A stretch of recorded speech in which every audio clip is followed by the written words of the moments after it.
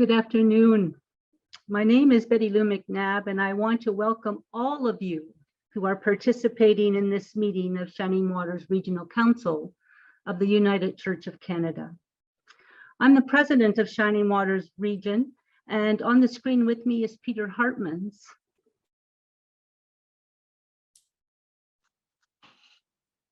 the executive minister for both the Canadian Shield Regional Council and Shining Waters Regional Council. Before we begin, I ask everyone to please turn off your video and your microphone. And if you're on the phone, please mute yourself by pressing *6. Let us begin by acknowledging the land. We acknowledge the sacred land on which our churches stand, and that treaties between Indigenous peoples and the settlers have not always been honored. This land has been and continues to be home to many Indigenous peoples. For many thousands of years, we have sought to walk gently on this land. They offered assistance to the first European travelers to this territory and continue to teach how to live with respect in creation.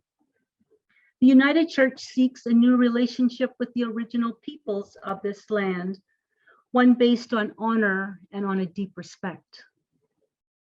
The first call in our regional mission statement is to live in right relations with Indigenous peoples and respond positively and meaningfully to the Truth and Reconciliation Commission calls to action and the caretakers of our Indigenous Circle calls to the church.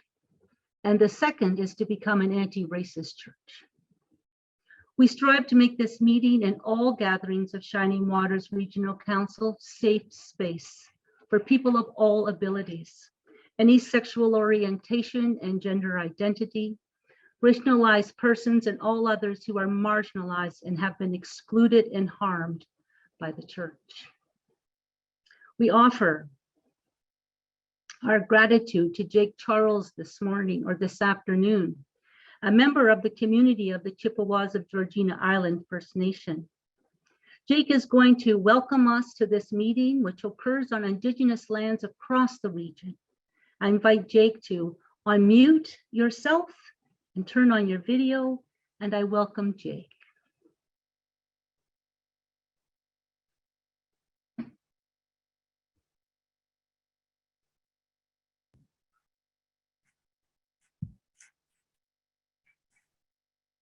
Good afternoon, everybody. Thank you for the invitation. Great to be here. Gonna open up there with a song, inviting the spirits in and to guide us through this time. And just trying to get rid of some of the stuff on my screen here. So here we go. I'll start with a song here.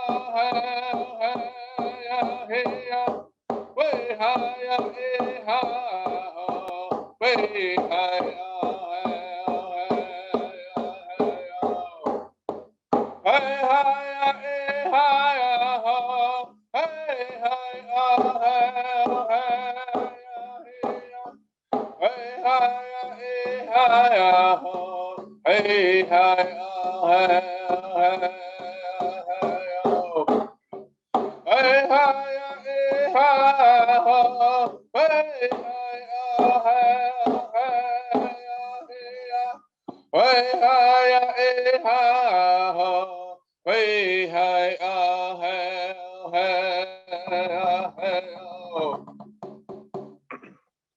hope to meet much. Oh, miigwech, Jake, very much. Thank you. We'll see you tomorrow. I hope. I hope.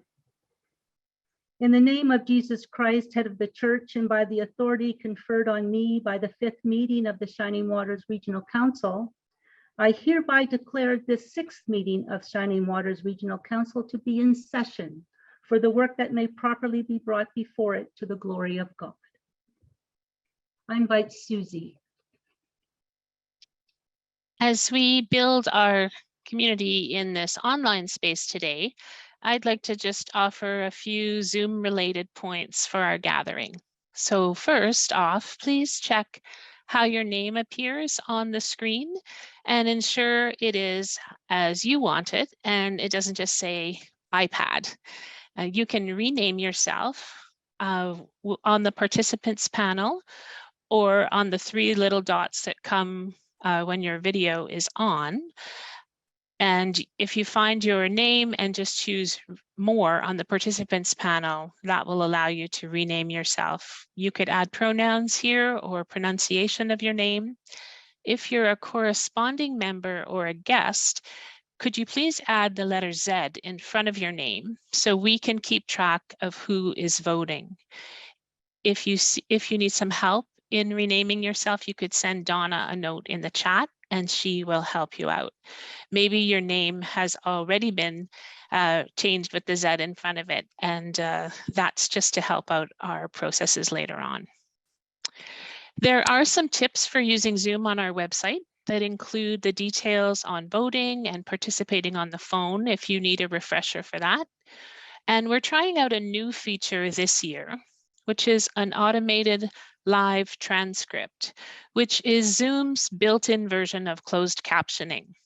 So it's text that's generated by the computer, and it can be a little uneven, but it does offer another way to follow along.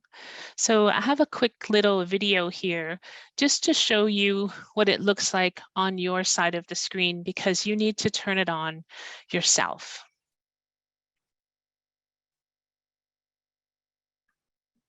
Captions are one of the settings that you control for yourself using Zoom. Let me show you how to turn them on and off. In the More menu on your Zoom toolbar, select Show Subtitle to turn captions on, and you'll see the text appear at the bottom of your screen that is essentially showing you everything that's coming through the microphone.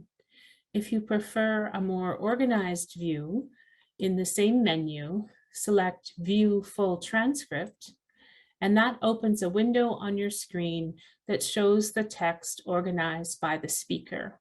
And it allows you here at the bottom to save that transcript if you'd like a copy on your own computer. You can turn that view off just by closing the box here at the top of the screen with the arrow. If you'd like to adjust the way that the subtitles are showing up on your screen, in subtitle settings, you can adjust the font size from small to large, and it gives you a little preview of what they would look like this. And then just close that setting box and the captions will appear as you selected on your screen. If you find them to be distracting or you don't need captions at this particular time in the meeting, in the More button, you can also hide them. And then it's easy if you want to go back to them, show them again and turn them on. Please let me know how this accessibility feature works for you, or how we could improve the meeting in any way by sending me a message in the chat or an email after the meeting. Thanks. So the chat for the meeting will be open, except in times of worship when we will turn it off. And we invite you to use it to socialize and for the times when there are responses invited in the agenda. You can chat directly to me or to a member of staff if you have questions or concerns. We ask you to please be mindful, as we would be in person, of times when we want to give our full attention to what is being offered centrally. As we say in our policies, we name this as anti-racist space and have zero tolerance for any form of bigotry or discrimination. I'll pass it back to you, Betty Lou, for a review of voting. Oh, I'm sorry. I think I was supposed to show you our brave commitments. Let me do that, and then I'll pass it back to you. Okay.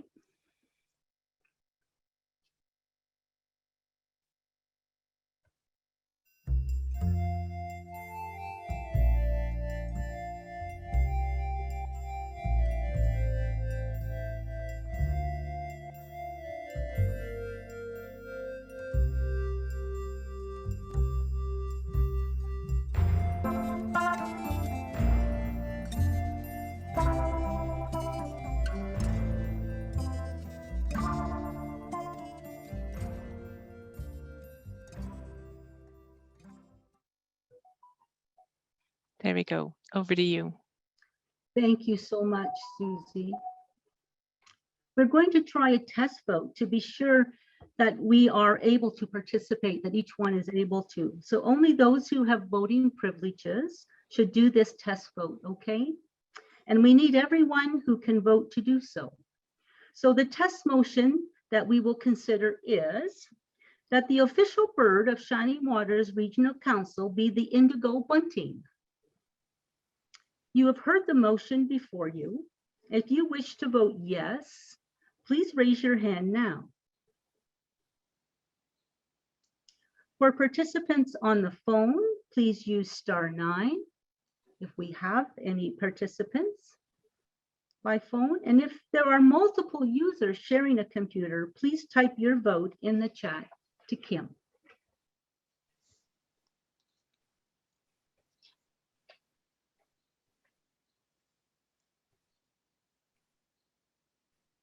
Okay, those votes have been counted. Okay, Betty Lou? thank you, Dale. If you wish to vote no, please raise your hand now.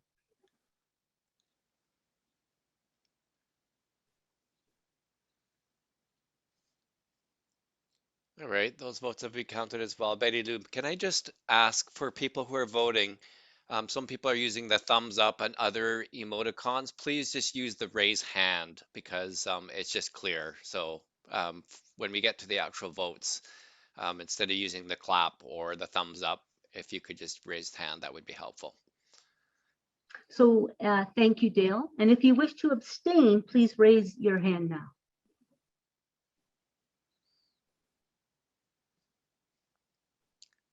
All right, those votes have been counted as well. And do you have the count, Dale? Yes, I do. So the yes votes are 73, the no votes are 7, and the abstentions are 2. So this motion is carried. Well done, folks. Good job. So, and if you have any problem, had any problem doing that, just put into the chat or contact Donna and she'll help you with the technology. We will now consider our first official motion, which is the consent and procedural motions, which form our consent agenda. They are found on our website at the link posted in the chat box. You have all had an opportunity to review the consent agenda prior to this meeting, hopefully. Please indicate in the chat to Kim if you wish to have any item removed from the consent agenda to be placed on the meeting's agenda. And if any 5 voting members request it, the item is removed.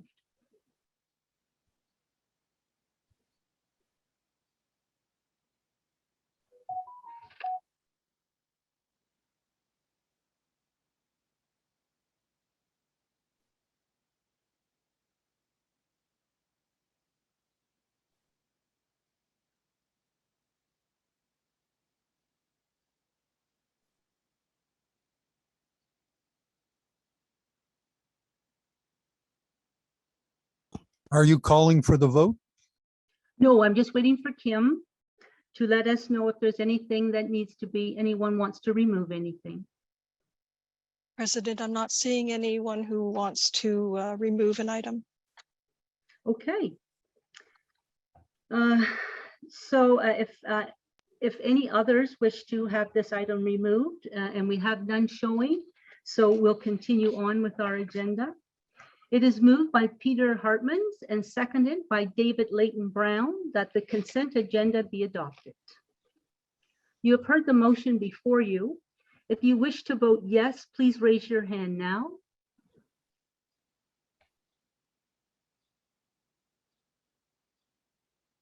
For participants on the phone, please use *9. And if there are multiple users sharing a computer, please type your vote into the chat to Kim. Those yes votes have been counted, Betty Lou. Thank you, Dale. If you wish to vote no, please raise your hand now.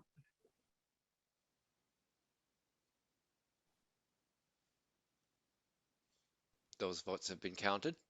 Thanks, Dale. If you wish to abstain, please raise your hand now.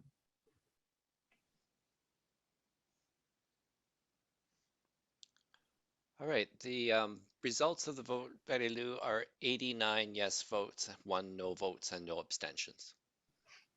All items on the consent agenda will be are adopted, and this is carried. I am also pleased to introduce our chaplains for this meeting, Andrew Kun-Young Lee and Brianne Swan. Each of these folks are available by phone, and I encourage anyone who needs pastoral care during this meeting to reach out to one of our chaplains. Their numbers are posted in the chat and will be posted again throughout the meeting.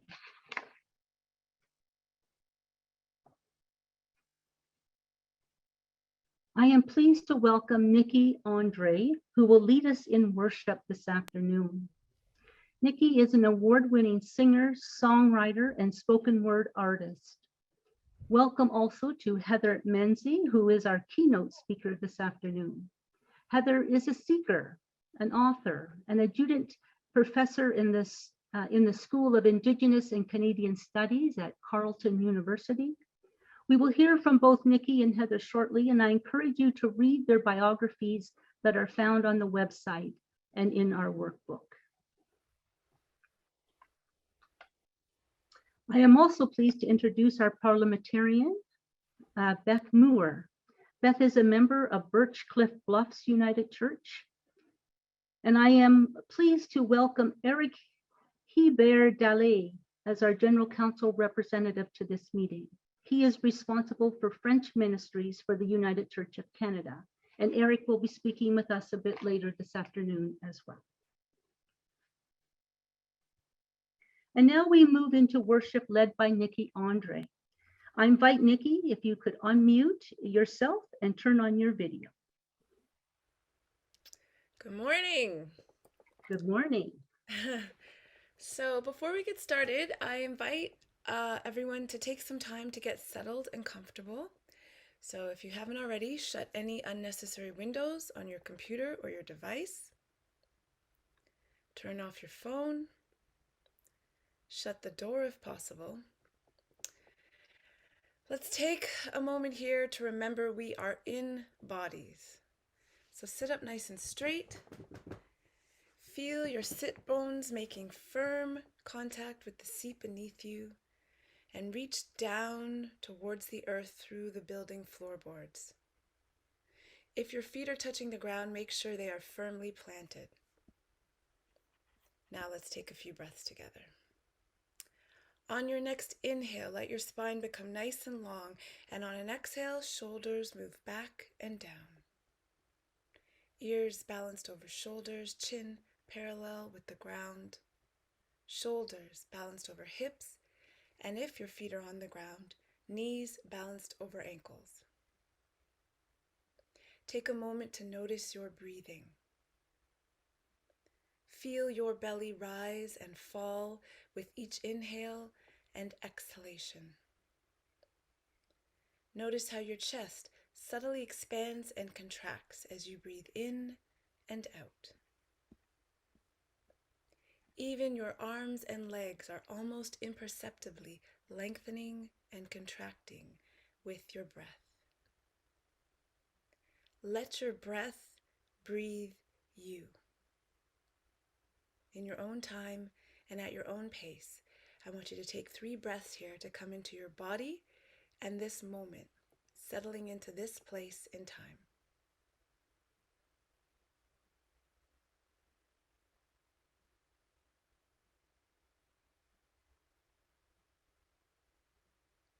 Gaze softens. Mind gently opens as you take in these words. Holy Spirit, known to us by many names and beyond all naming, may the words on my lips and the meditations in all our hearts be acceptable to you, O God. Sap runs. Then one day you can smell the damp earth again, and we know it's upon us. Everyone is drowsily rousing from their slumber. Snowdrops, then crocuses, then daffodils. Earthworms are wriggling, morels are pinning, tree buds are swelling. Sunlight is creeping under the window shades before 6 a.m. Spring. I am an avid gardener with # homesteading goals. I've been spending the last few months dirt beneath fingernails, palms, cupping tiny seeds, gearing up for last weekend. The Victoria Day weekend is the first weekend after our last frost date here in Ontario. Sorry guys, just changing my screen a little. Our first frost date for 2022 is predicted for October 2nd, giving us approximately 135 growing days. But any seasoned grower in our continental climate knows we can extend our season by 3 months or more if we know how to work with nature. So, while the nurseries have been busy with folks picking out seedlings to transplant in their freshly prepped garden beds, I've been growing plants from seed since March. Just over a year ago, I moved into a triplex apartment with a cheerful backyard that I gratefully share with 2 other gardener households. Finally, I had the outdoor real estate to do some serious gardening. I carefully watched how the sun and rain interacted with the trees and hit the unoccupied parts of the yard throughout the day. I selected my corner and set up my planter boxes. I layered their bottoms with wood branches, fallen leaves, twigs, and grass clippings to mimic a slowly decomposing forest floor, then topped them off with soil. This technique, called Hugelkultur in German, replicates the regenerative ecosystem of forest loam. It incorporates a host of microbes, insects, and earthworms, which improve soil fertility by helping to retain water, replenish nutrients, and create fresh new soil over time. I'm going to share my screen with you.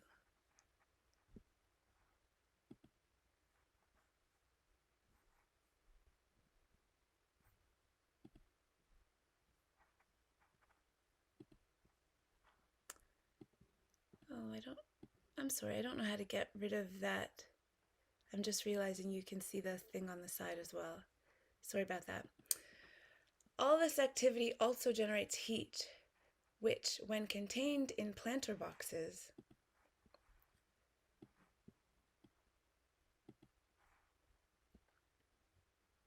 fitted with adjustable glass lids, warms up the soil sooner and keeps it warm longer. So I could plant my hardier crops early, letting them sprout and grow.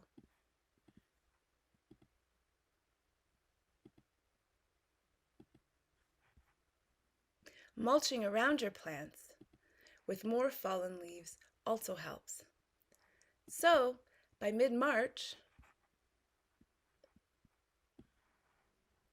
last year's mint, garlic, and chives were up, and this year's beets and violas were being sown. By early April, chicory was sprouting, and I was sowing fava beans, cilantro, peas, shallots, radishes, and green onions. I was also starting my most tender crops like tomatoes and peppers under grow lights indoors. And so it went. Now, things look like this. .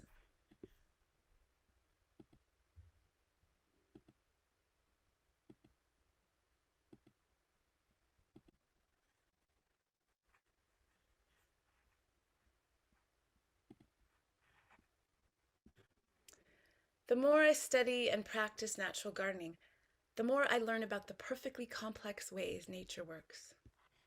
Along with my crops, I sowed some plants that would deter bugs that eat them, or at least provide them with alternate, more attractive options. I sowed additional plants to attract pollinators and host other beneficial bugs that would eat the plant nibbling ones. And I companion planted my crops to create physical and nutrient synergies.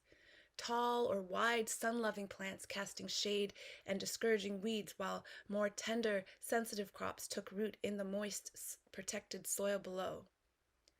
If crops like corn were heavy nitrogen feeders, I, heeding the indigenous tradition, planted nitrogen givers like pigeon peas nearby. Corn stalks also provide a natural trellis for peas to climb up as they grow. And so on. Multiple natural systems, including seasonal climate, weather patterns, systems of water flow, plants, animals, bacteria, and fungi, are all working symbiotically to support each other and to support life. Did you know that plants release between 11 and 40% of the sugars they make through photosynthesis back into the ground? They don't leak those sugars accidentally. They give them to the soil. They deliberately pump them into the ground to support the bacteria found in the soil immediately around their roots. Bacteria and fungus in the soil unlock the nutrients on which plants depend. They also produce growth chemicals that help plants grow. So, the soil around plant roots, their rhizosphere as it's called, is their microbiome. Yeah, plants have microbiomes too. And they work a lot like our own microbiomes. Plants can call on these microbes to outcompete and attack invading pathogens, create a defensive ring around their roots, or educate the plant's immune cells, sending chemical messages that trigger its defense systems. Who knew? Multiple natural systems, all working symbiotically to support each other and to support life.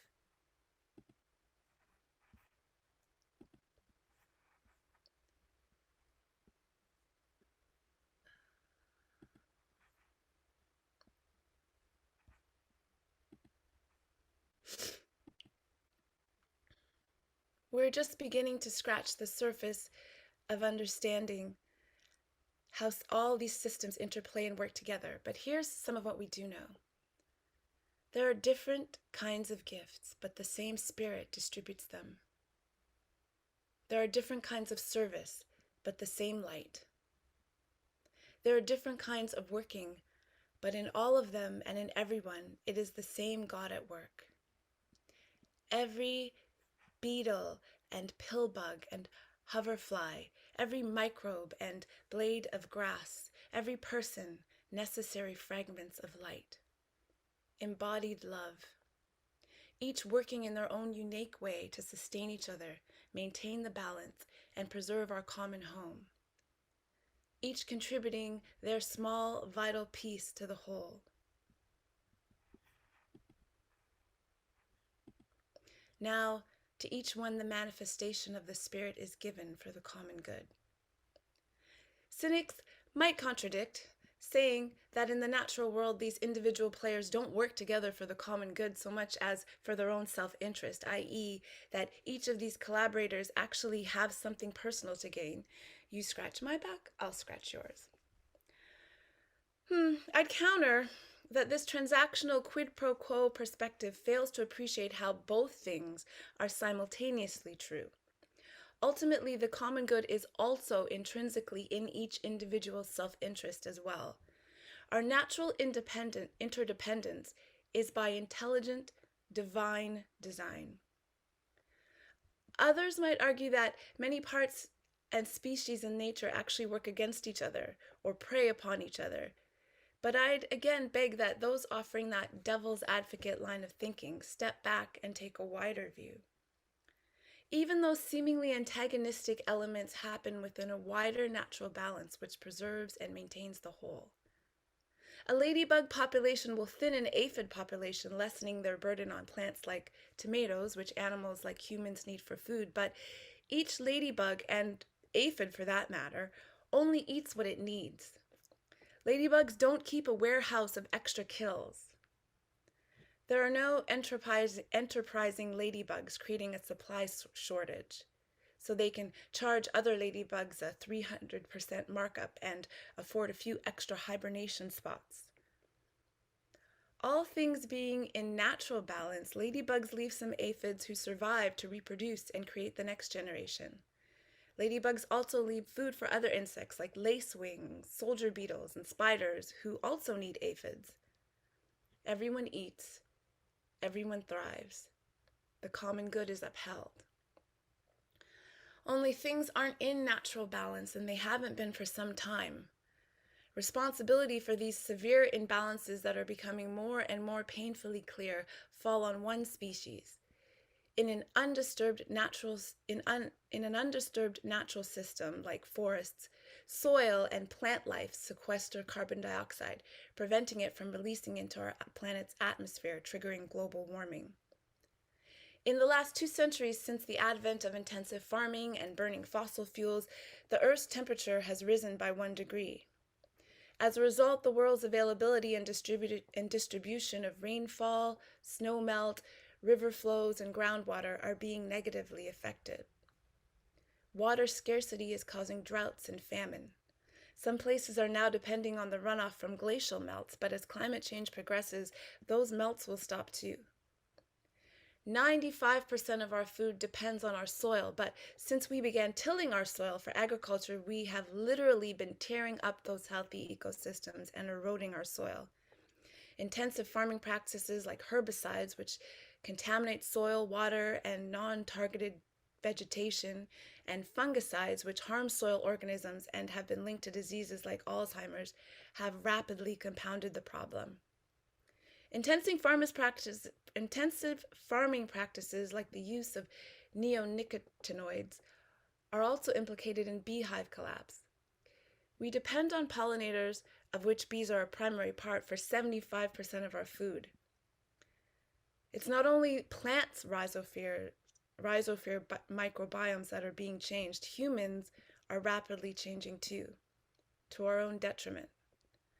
The types and amounts of bacteria seen in the guts of those of us living in the industrialized, developed world are extremely reduced when compared to people who largely maintain the diets and lifestyle of our hunter-gatherer ancestors. The Hasda tribe of Tanzania, for example, possess a much greater diversity of beneficial bacteria in their guts. Many of these bacteria are species that researchers have never seen before, and even familiar microbes were present in unusual levels. Here again, we are just scratching the surface of understanding how these trillions of good bacteria protect our health and support life. Scientists are tying healthy microbiomes to good digestion, proper immune function, and mental health. They continue to identify their roles in preventing a whole host of common modern diseases, from diabetes and dementia to food allergies and cancer. Humanity has stopped playing by the rules. We are not okay, and all of creation knows it. If we continue on our current trajectory, we will soon extinguish ourselves. Many theologians have interpreted our scriptures as tasking us with stewarding all of God's gifts, the whole of creation. If that is the case, we've sadly proven ourselves not up for the task.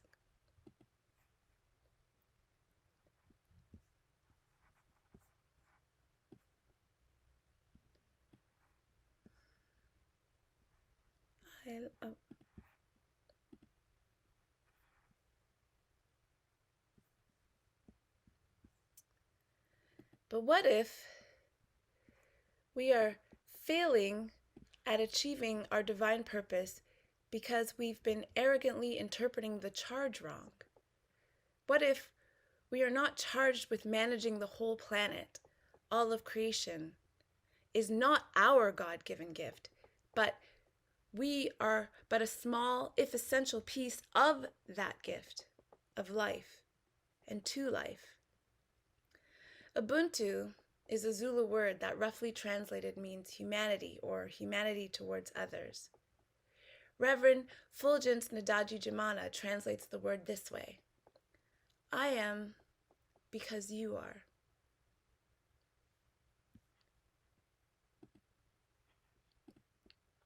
We can and should extend our understanding of we further.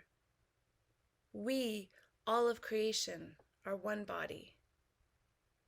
And we are because they are. So yes, I am asserting that we've gotten this all wrong. For just as the body is one and has many members, so it is with Christ. The eye cannot say to the hand, I have no need of you, nor again the head to the feet.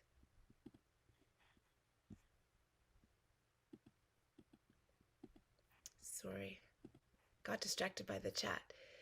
For just as the body is one and has many members, so it is with Christ. The eye cannot say to the hand, I have no need of you, nor again the head to the feet. If one member suffers, all suffer together. And if one member is honored, all rejoice. We should know this. We do know this. But to remember makes us very uncomfortable. More on that tomorrow. In the meantime, I say to you, Ubuntu, as a reminder that we are one body, that we are because they are. Ashe and Amen. Amen, Nikki. Thank you for grounding us this morning and taking us and putting us in a place that we gather today. Ubuntu to you as well. And we'll see you tomorrow. I look forward to hearing part 2. Okay. Thank you, Ubuntu. Ubuntu. I am pleased also this morning, not only to have Nikki with us, but to also welcome Heather Menzie, who is our keynote speaker today. I met Heather through her work, through her book, and an eco-commenting group that I am part of. Was introduced to Heather's work and it suggested her to the committee. And it's so good to have her with us. Heather describes herself as a seeker, trying to know what might help heal the disconnect that so many people are experiencing from themselves and from each other, from community and even from creation. That quest took Heather to Scotland, searching for her ancestral roots in the commonly shared lands of the Highland Glen. Heather has published 10 books, won 2 book awards, and has been awarded the Order of Canada for contributions to public discourse. She's an adjunct professor at the School of Indigenous and Canadian Studies at Carleton University. Heather is going to help us reflect on our time, which is taken from 1 Corinthians 12:7.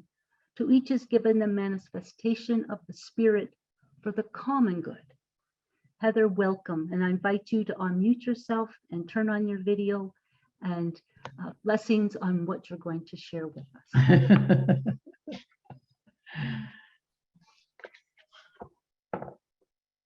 I'm pausing myself because I was kind of thinking that Susie was going to say something, but I think she said I it up am. No, ahead of- I'm going to introduce your view a little bit, Heather. Yeah. Okay. So just before Heather begins, I want to invite you to adjust your screen a little bit. Now that I'm sharing my screen, you can see at the top of your screen, besides where the green bit where it says you are viewing Susie's screen, there's a thing that says view options. And if you click that open and choose the side-by-side mode or side-by-side speaker mode, then you will show Heather's video and the presentation on your screen. And there's a little line between the presentation and Heather's video, and you can drag that around so that you can adjust the sizes of those different windows. And Heather would like you to enjoy a good view of these photos as they are a big part of her story. The process for this segment is that Heather will present followed by a few moments for silent reflection. And then you will be invited into a small group for your own conversation. From there, we'll take a short break, and then we'll wrap up with a plenary conversation with Heather. So over to you, Heather. Thank you, Susie. And thank you for that technical explanation. And the other thing I want to mention to people, I want to thank you, Susie, for you did such a beautiful job of working what I sent to you. I sent very rudimentary, just here are the pictures, here are the slides, and you put in beautiful background color, you filled the screen. So the result is quite beautiful, but we have Susie to thank. You're welcome. What a beautiful challenge I've been given here. Manifestation of the Spirit is given for the common good. And I am just so honored that Betty Lou, you and I think also Ted Reeve were taken by my book on the commons to the point that you thought that maybe this might be an interesting way of coming at it. And I, having reflected on this for a while, I just find, yeah, this is really, really neat. I want to start by telling you a story, my story. The story begins with me being kind of stuck. As Betty Lou referred to, I've written several books. I wrote a whole series on the shift to the online on-screen world, basically the world we're inhabiting today with our Zoom-based meeting. I tracked the widespread automation through the 80s. I tracked the dumbing down of work, the deepening inequalities. I also was tracking the increasing sense of isolation people were feeling, and loneliness, and the sense of disconnection. Moreover, there was this disconnection setting in from the realities on the ground and the off-screen world. And these were the urgent realities of social breakdown and climate breakdown. But there I was stuck because I knew I was part of the problem. I knew this in how driven my life continued to be, how much of a workaholic I continued to be, both online and offline. And then I had this sense of a need to go to Scotland, to search out my ancestral roots in the Highlands. I didn't know why, and I didn't know where I needed to go. So at first I had to just go on instinct. I kind of went wherever I felt the landscape might call to me. And there was something deeply familiar I found in the mist-based, mist-covered hills of the Highlands, in the austere and yet gentle lay of the land. When I took the exit onto a narrow secondary road into the Tay River Valley, I could feel myself getting excited, but also a little afraid. 2 glens off this valley were where my father's people had lived since, as far as I knew, before recorded time. They'd lived on commonly shared lands, first as hunter-gatherers, then as more settled hunter-gatherer, farmer, herders. But with the enclosure movement of the 1700s into the 1800s, the land had been enclosed, turned into private, exclusively private property. And my people, certainly on my father's mother's side, the Creers, were cleared off the land completely. It was called the enclosure. This had happened in the 1830s. So if it was some kind of homecoming I was hoping for when I went back there in 2011, 2012, I was a little late in the day. The rupture had been complete. Still, I had a shard of information from a Menzies family genealogy. My great-great-grandfather, James Menzies, was born in 1793 in a place called Tullicrow in the Glen Lyon. At the time, I didn't know that Tullicrow was the name of a commons hamlet, or Clachan as it was called. I didn't know where it was either because it didn't show up in the map. But luckily I happened upon an old farmer and he pointed a bony finger in a certain direction. And next thing I knew, I was driving up a lane, my heart beating hard at the back of my throat as I came round the corner and came into view with the ruins of an old crux cottage. It had been built in 1791. James Menzies might have been born right here, I thought, as I wandered around, seeing its original river reed thatching under the sheets of tin that had been put on, taking in the enduring thickness of its walls. I walked the land of the fields beyond, noting the broken down stone fencing, the ruins of more cottages and some bothies, which are small sleeping huts. As I walked, sheep scattered or stared at me blankly. I stared back pretty well, just as blankly, because I really didn't know how to proceed. I might even have moved on, except that one of the bothies at Tullicrow had been restored, turned into an Airbnb, and I was in it. Still feeling lost, I decided to take responsibility for the weeds that were going to seed in what I imagined would have been the kale yard or kitchen garden on the south side of the abandoned Crux cottage.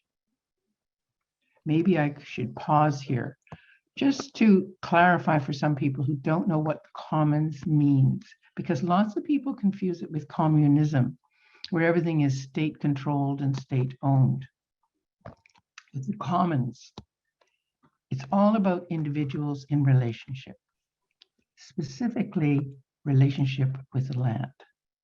So families had their own crux cottages, their own kale yard for greens, and a byre at one end of the cottage where they kept their own cows, geese, ducks, hens, whatever. They had use rights to a field, a strip of field outside the main stone walls of the hamlet where they grew their grain. They had egg gathering rights in the local fens, wood gathering rights in the local forest, and then pasturing rights in the upland common pastures. All the work of maintaining the commons as a whole was done in shares as well, from maintaining the stone walls, digging ditches, keeping the pathways clear. The word common simply means together as one. The land and the people who inhabited it together as one.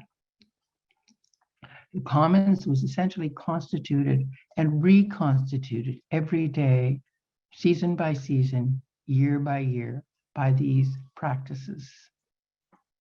It was more of a verb than a noun. In fact, it was a phrase. Hommining, as people referred to it, was simply the way of life for these land-based people that were my ancestors, and possibly some of yours too. So there I was, in what it might have been James Menzies' mum's kale yard, trying to imagine my way back into that intimately land-based way of life. As I dug in the gritty dirt that constituted the soil here, bits of what I'd absorbed in my research and reading before I came on this trip came back to me. Quote, "The soil thin and gravelish," the local minister had written in one of his parish reports around the time that James Menzies was a boy. As I dug in the dirt, I thought, hasn't changed very much. As I continued pulling weeds and digging around, another phrase surfaced. Quote, "A field in good heart." I sat back on my heels, looked around as I turned that phrase over and over in my mind, savoring it for what it was telling me. That these people, my ancestors included perhaps, identified with these fields as alive, just as alive as they were, also with a beating heart. They understood too that sustaining that heartbeat was essential for sustaining theirs. A bit like Ubuntu, as we were saying at the beginning. Yes, and I'm sorry, I've forgotten her name. The woman who led us in that beautiful presentation, that beautiful service at the beginning. I am because you are. Well, it seems to be there in that phrase, a field of good heart, that close identification with the fields that sustain these people's lives. With the courage to go further, I decided I'd pack my day pack. I set out to find one of the upland common pastures where my ancestors took their sheep, cows, and goats for the summer, from Beltane to Lammas time on the old pagan calendar. And that's roughly from May to the end of August. These common pastures were sometimes called sheilings, but the word also referred to the stone fences and bothies and sheepfolds that these people constructed while they lived there through the summer. As I drove, once again, sheep scattered or stared at me blankly. I just smiled this time. And I thought of my ancestors coming this way themselves, carrying wool carding tools, sieves and presses for making cheese, tools for digging peat, and singing. Tradition bearers would lead the call and response incantation of songs like Chimi, which simply means I see. As they'd walk along, someone would call out some familiar piece of landscape they were passing through, and the tradition bearer would chant or tell the story behind whatever it was that they were passing by. And in doing this telling of the story, refresh memories of a richly inhabited homeland. In doing this, this person would renew the shared sense of storied connection to this landscape. A bit like reacquainting oneself with an old friend. One account I read said, the names of hills, glades, glens, corries, streams, even pools and rapids in a river, each had its own legend, which accounted for its origin and related some circumstance connected with it. It reminds me of the phrase kith and kin. Now we know what kin means, but I don't know how many people, I didn't until I looked it up the other day. Kith means several related things. One, the country or place that is known and familiar. Two, the persons who are known and familiar taken collectively.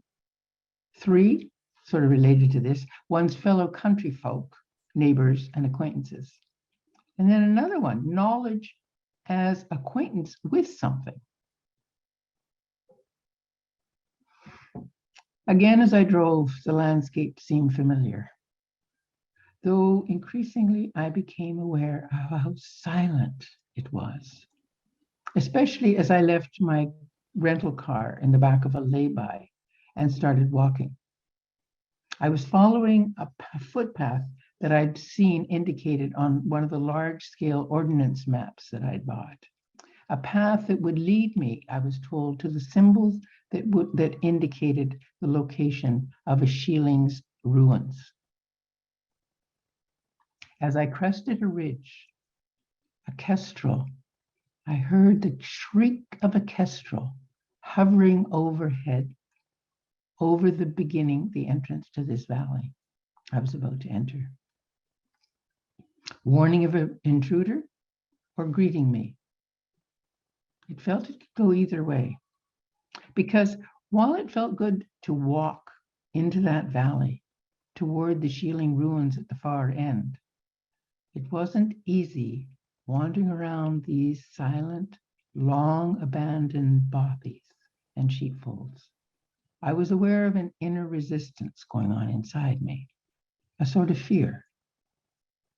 I put my hand on the stones that my ancestors would have touched as they quarried them out of the stream bed, as they made repairs, as they rethatched the roofs. And as they lived here, summer after summer, until they couldn't, until they were forcibly gone. I couldn't enter because I was up against it, and I was aware of this. I was up against the point of disconnection, the disconnection of my family from the land of their ancestors, their homeland. The pain of it was there, the pain of the rupture. And at first, I couldn't take it on. I held back.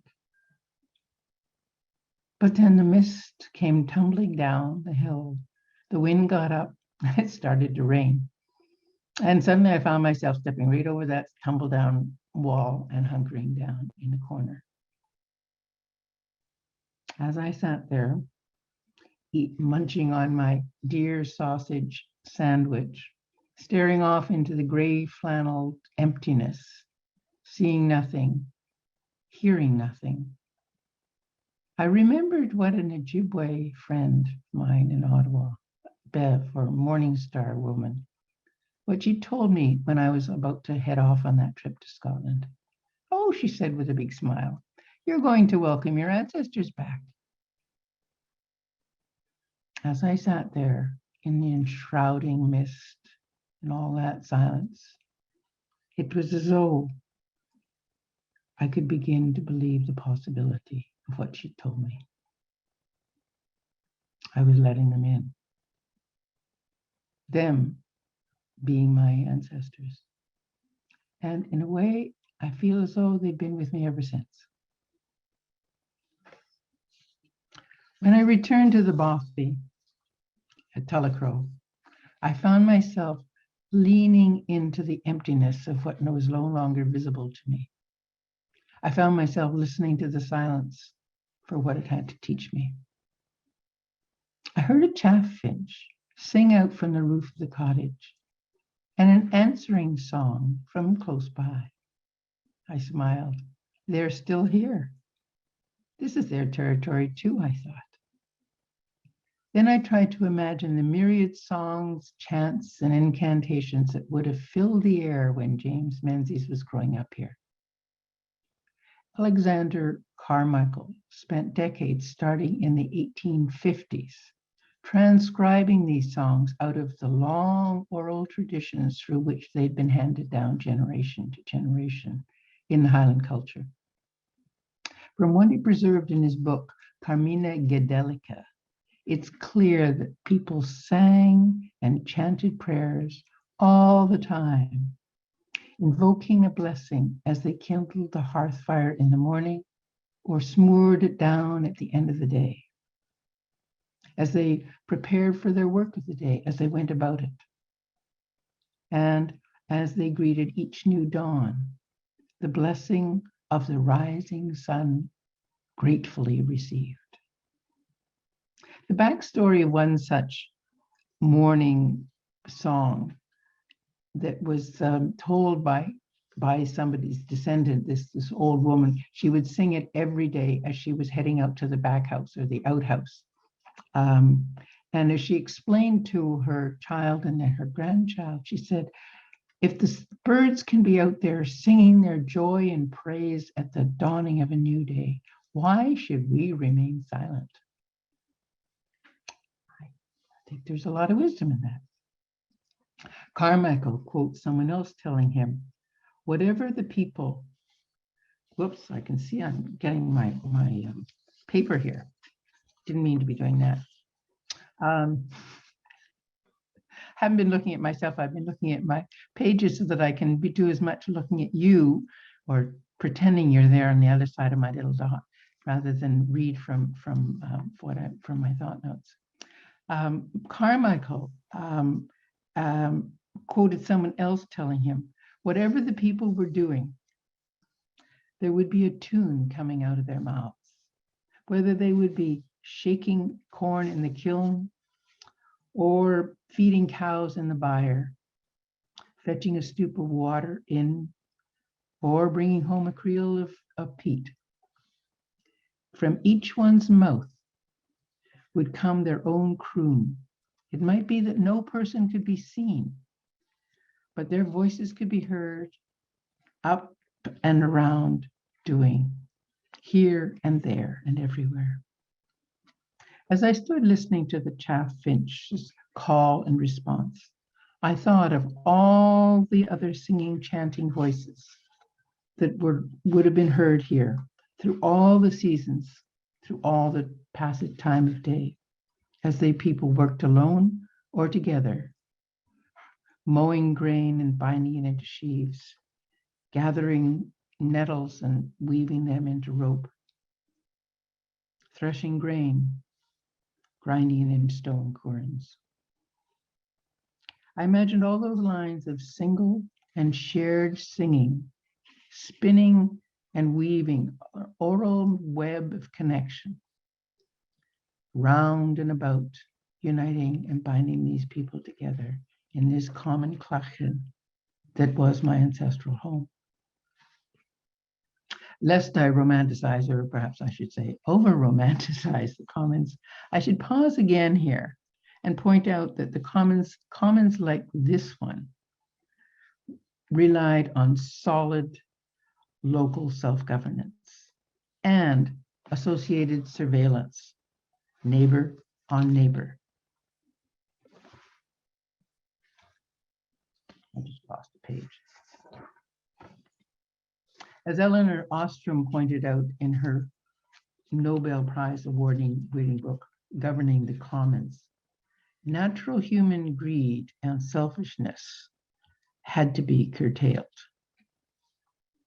And it was by locally monitored and enforced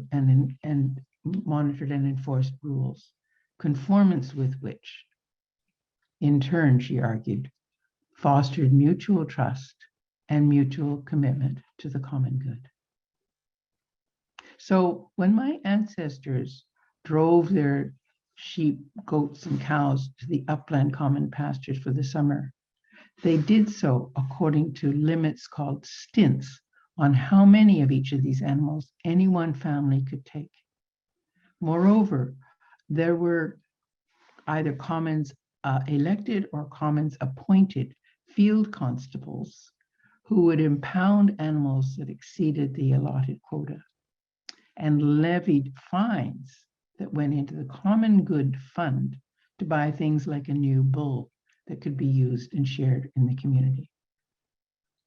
Ostrom was awarded the Nobel Prize for Economics for the work like this that she did, restoring the importance and the reputation of the commons and of a commons-based economy.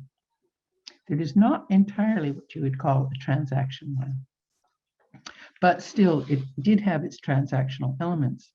But I think what I want to point out here is that the utilitarian side, the political economy side, is only part of the story. There is this other cultural, spiritual side of cultivating community and a sense of mutual commitment to the common good. All the ceremonies and ritual practices accompanying all the actions and interactions that sustained everyday life on the commons. If nothing else, these ceremonies, rituals, singing, it ensured that none of it was taken for granted. And so I found myself standing in the gap on the north side of the Crux Cottage, the spot where the cow byre would have been. I remembered some lines from one of the milking songs Carmichael had gotten permission to write down, and I spoke them aloud into the space where my great-great-great-grandmother might once have sat herself, gentling some cow into giving her milk on yet another dreary morning, another dreary evening. Bless, O God, my little cow.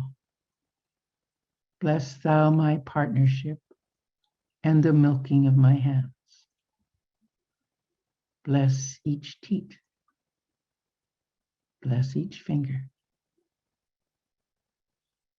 I imagined the words of this prayer slipping like a glove over the fingers of my work-worn hands, enveloping the cow and me in that partnership, attuning us into a relationship out of which would come the gift of milk.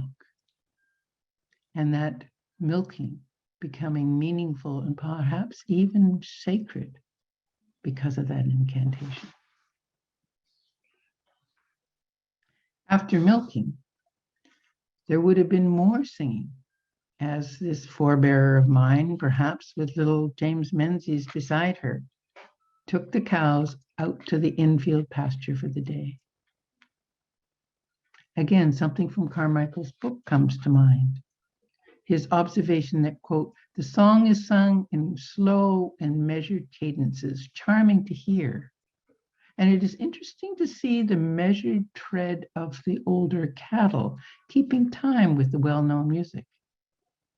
Or was it the other way around? I found myself wondering as I myself wandered around in that field out just beyond the Tullicrow walls. Perhaps these humans were adjusting their singing to the cadences, the footfalls of these older cows. Or perhaps it was a bit of both. We think of a sacred landscape as something with suggestively sacred constructions on it.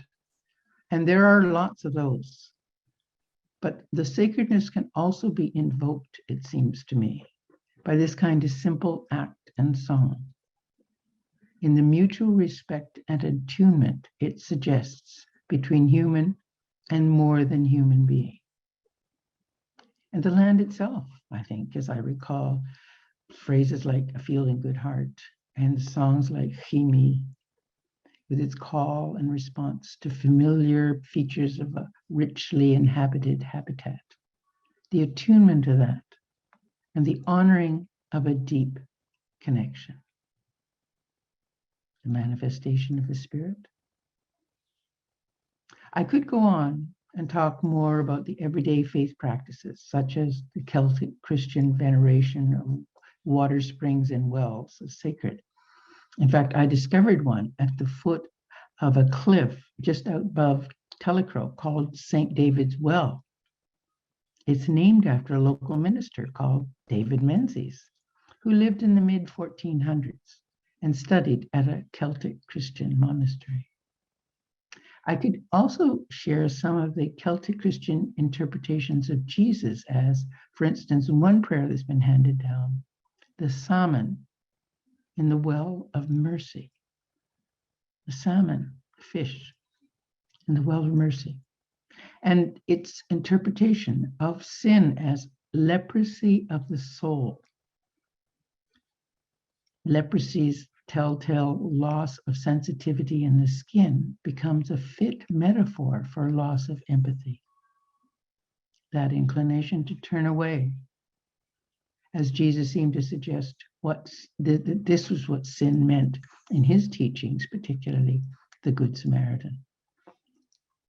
The tradition of the Anam Cara, soul friend or quasi-elder, has also intrigued me, as have the role of these parables people carried around, and because they were so short and oral, people could just talk about them at any time. And by the way, at Keeley's, parables, scripture readings, this was a major part of a Keeley gathering, not just the music, not just the singing and dancing.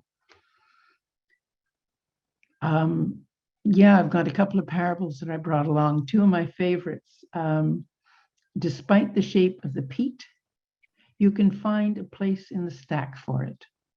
And a person by themselves is not a person. I could go on and on, but again, I've gone off track. And I want to stay true to this being a personal journey. Back in time and space as a personal journey and a personal experience that opened me up to a new perspective. Before I start talking about what I've learned from all that, I just want to take a moment to just stress the importance of the journey itself. Call it a pilgrimage to a place of origin, the place and time where my ancestors lived in direct relation with the earth before that connection was severed or lost. The journey certainly has shifted my perspective or refreshed it. For one thing, it's made me appreciate the legacy of the early Christian church. According to some recently published studies on this that are focused on the early Byzantium, and I'm referring to a couple of books that were reviewed in the New York Review of Books recently, quote, "What mattered most in those first centuries was that heaven and earth should stay connected." Fittingly, early Christian art was full of paradise imagery, yet recognizably as of the earth. Trees, flowing rivers, pastoral peace, they were everywhere in the imagery. As Rita Nakashima Brock and Rebecca Ann Parker write in their paradigm-shifting book, Saving Paradise, How Christianity Traded Love of This World for Crucifixion and Empire, quote, "In the early church, paradise, first and foremost, was this world, permeated and blessed by the Spirit of God." Again, that manifestation of the Spirit. And another quote, "Paradise was described in terms recognizably as earthly life at its best. It flourished when people took responsibility for the well-being of all and respected and protected the great cycles of life that sustained human life," to which I'd say all life.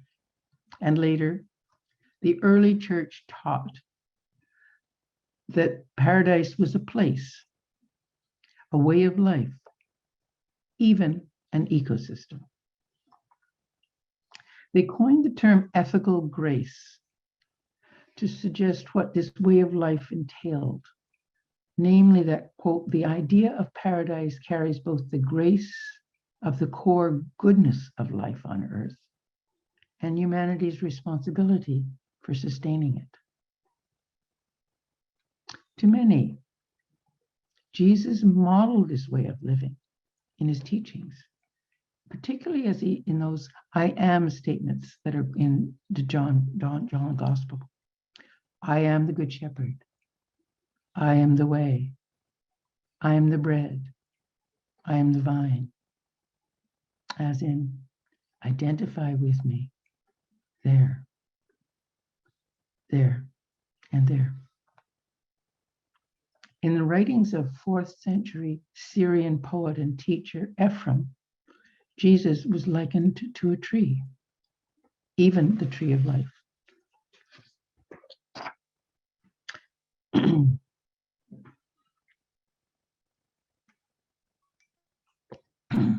Again, I've kind of gone off on a tangent, one of those intellectual tangents that I'm very bad at.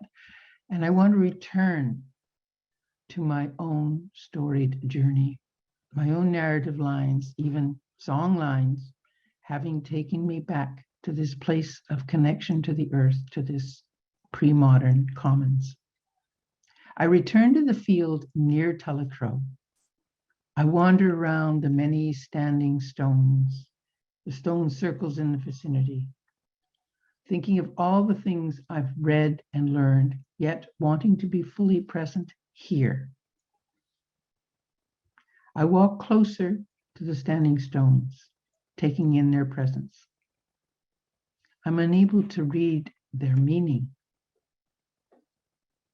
but I'm content just to be there with them, letting their presence be with me. They mark this space as an inhabited place, a place where my ancestors drew sustenance and meaning from their relations with this land and honored those relations as sacred. Suddenly, a breakthrough. Commons as creation, or creation as a commons, I thought. It seemed as though I had gained a new perspective. standing there in the land of my ancestors, bringing the legacy of the commons, their commoning way of life, together with Celtic Christianity or early Christianity as it's been preserved there. One that includes not only the earth as sacred habitat, but all the inhabitants and all the interrelationships between them, or rather becoming sacred, moving towards the sacred as these inhabitants faithfully pursue their commoning practices day by day. The shared responsibility, the reciprocity, the mutual attunement, the mutuality of fellow feeling with more than human beings, as well as with other human beings. As I reflect on these, they seem to be in keeping with what some of the theologians I've read talk about. I think of Ivan Illich and his insistence on the incarnational, the spiritual combined with the fleshy, bodily, carnal, dense experience of self and the other. Then there's eco-theologist Sally McFaig, who writes about an incarnational theology, the immanence of God in the world, the centrality of relationships. God, she writes, is the most radically relational thou. There are so many things to reflect on if we dare to consider creation as a commons and to let ourselves use commons and a commoning way of life as a way to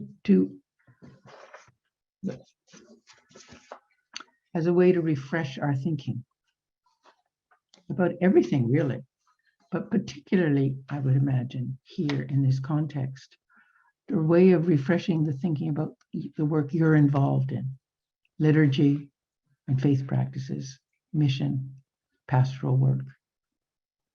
In the short break after I finish the talk, I encourage you to just sit there with everything you've seen and hear. And if it's moved you at all, let it move you, let it keep moving through you. And just let whatever surface, and you can always note it in the chat box. After that, you'll be joining the discussion groups. At the risk of prejudicing your own choices of what you want to talk about, I want to end with some things I flagged for further reflection myself. One is what I've already mentioned, the possibilities of bringing together the legacy of commons practices with the legacy of early Christianity. What's inspiring for me anyway is how the commons introduces an historical context that grounds the sacred. In the commons, the sacred is embedded in the routines of everyday life, and it shines through them in the ceremonies and the singing that accompany those daily routines, those seasonal routines and work actions. Within this discussion, some might want to use the commons cultural legacy as a way to rethink ceremony and ritual, including singing. And specifically, I'm thinking about its role as a medium for promoting mutuality, attuned mutual attention and engagement. For those who want to maintain a more personal tone, I think there's scope here to bring new thinking to identity politics, as the commons historical legacy invites you to shift the perspective from focusing on the individual self to self in relationship. Self in relationship, including with not only others, but other than human, more than human others, like cows and whales and trees and salmon. Again, for those wanting to keep things more personal, specifically focused on stories such as what I've shared, you might want to at least explore the possibility of, when you are back with your home congregations, You create some storytelling opportunities in which people can share their origin stories, how they came to be in North America. There might come from this stories of long ago connection to the earth somewhere else in the earth. It also might be an opportunity for people to break silence on possible traumas of disconnection and dislocation, as their families who'd had some continuity in place were forced to break those off. The connections were severed. I chose to share some of my story because for me, it's almost like a healing. It's almost like narrative therapy. I was healing, I think, an inherited memory of disconnection that I didn't even know had affected me, but I suspect has had a lot to do with my being what I call a recovering workaholic. Finally, there's another theme that I hope is run like an invisible thread through my talk, that of decolonization. To genuinely address the linked crises of social and environmental climate breakdown that I mentioned at the beginning, I think requires decolonization. And I understand this to be a societal transformation, but operating on a personal as well as an institutional level. I consider myself to be on such a journey, and it is a healing journey as I deconstruct the colonized and colonizing thinking that continues to operate at the back of my mind. And as I open myself to alternatives that increasingly have been inspired as I reconnect with my pre-colonial heritage in the Highlands of Scotland, particularly around the Commons. As I do this, it hopefully prepares me to walk beside and in solidarity with the First Nations of this land as they assert and reassert their traditions and their ancestral relations to this land. I hope it also prepares me to contribute to the work that we non-Indigenous people must do to decolonize institutions like the United Church. But that's a whole different topic for another time. I've said plenty. I've probably gone over my time, and if I have, I apologize. I want to now turn things back to Susie. We're just going to sit on this slide here and just allow a couple of minutes of silence for your own reflection. Feel free in that time if you want to add a comment or a question in the chat that Heather will address when we return from breakout rooms.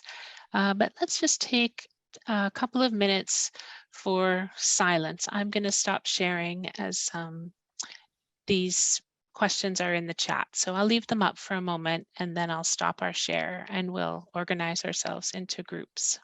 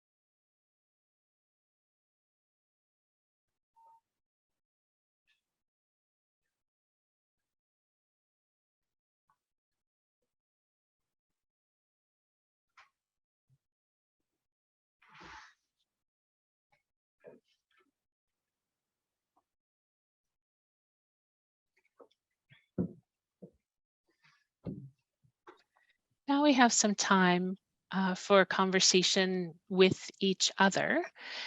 Please ensure in your groups that there is space for everyone to participate.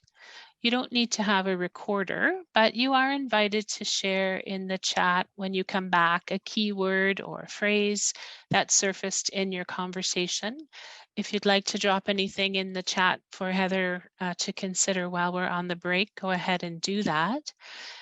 If you'd prefer just to continue your journey on your own and not join a group, you're welcome to decline the invitation to join the breakout group and stay in the main room where we will keep the silence. So if you stay in the main room, please just keep your camera off and your mic off, and we'll hold that silence in there.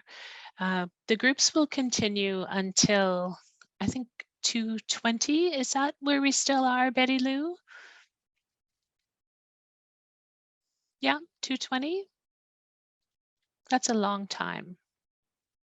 I think we're maybe could probably have a little less time, do you think? Yes, I think so. We're a little bit ahead of time. Yeah. I think she had originally planned for this to be about 20 minutes, so let's Yeah. try and keep it at 20 minutes. Okay, so it's 1:20 now. Let's go to 1:40 in our small groups. And then, oh, sorry, it's 1:30 now, isn't it? I'm not even looking at the right thing. Yeah, so let's take 20 minutes in the small groups, and then I invite you to take a break for 10 minutes. So we'll come back here in 30 altogether, but include a 10-minute break in the last part of your discussion, unless folks want to stay and keep going, or if you're done a little bit earlier, then also feel free just to take a bit of a longer break. So we'll start here now. Sue's going to help us move into breakout groups, and then you'll have some time to engage with each other.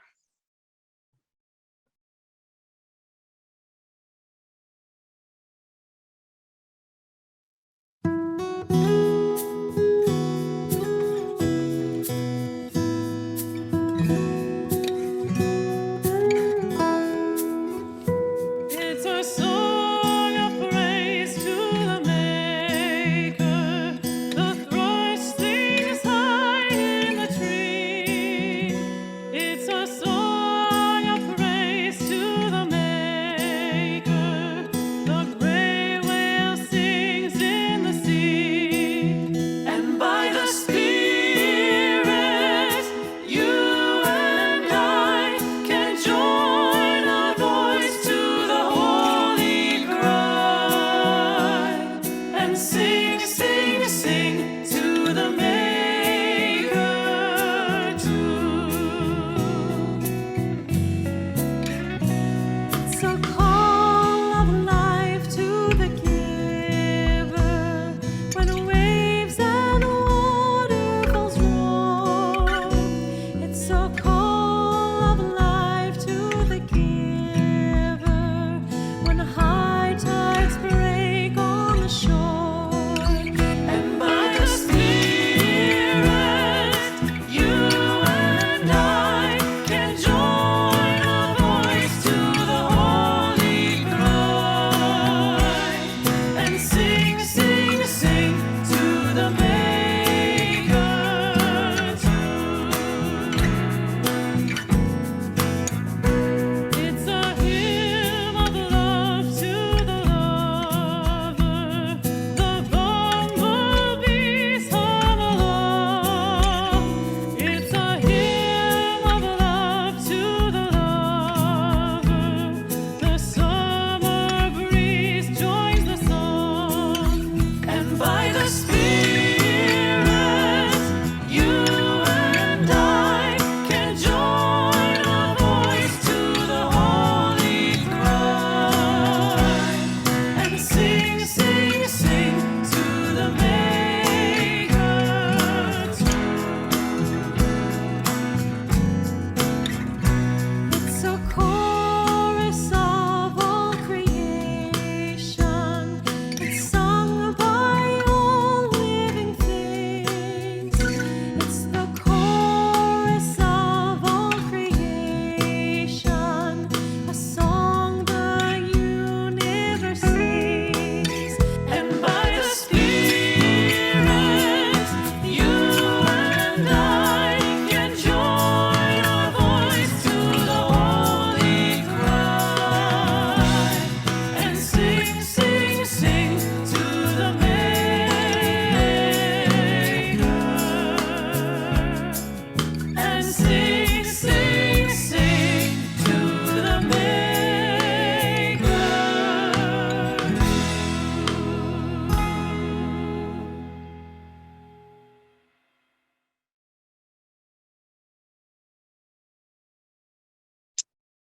So welcome back. I invite you to open your chat box if you don't have it open on your Zoom toolbar, and we'll invite Heather to add your keywords and phrases from your small group discussion. I don't know, Heather, if you want to dig in. There was one question posted in the chat before we took a break from George Isaacs. Was there an optimal size or number of people in the Commons? So I don't know if you want to start there, and then we'll see what lights up in the chat. You need to unmute.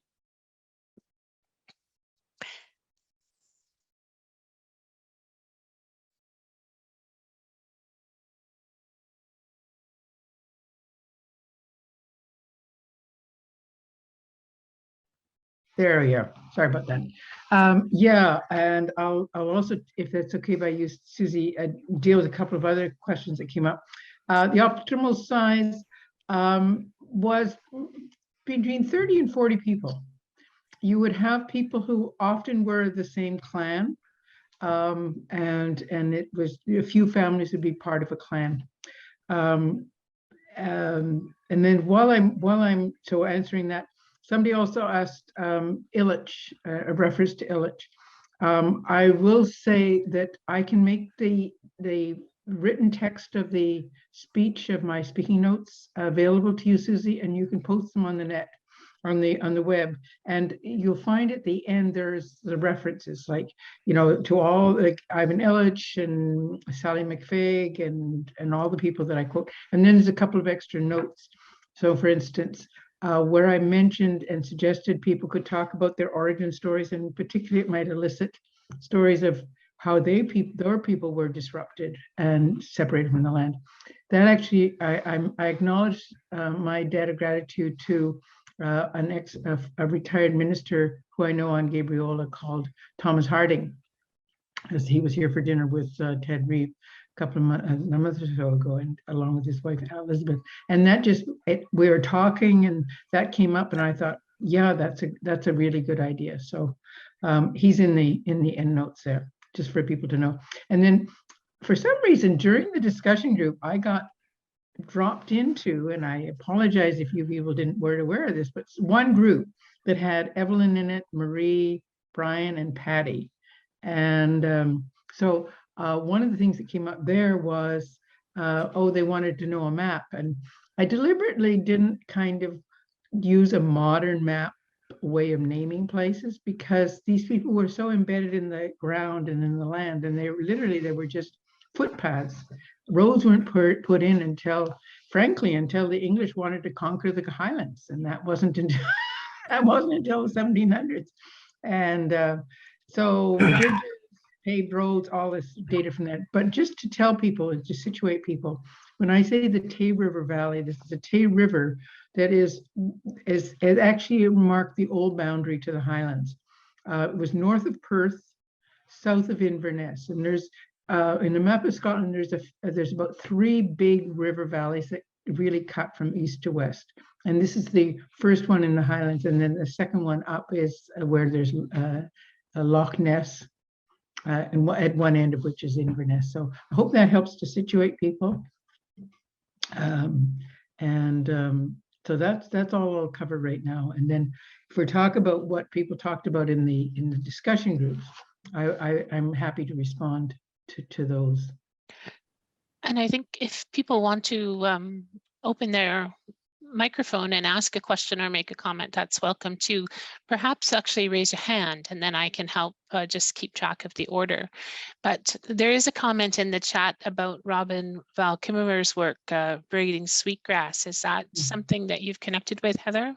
Oh yeah, very, very much so.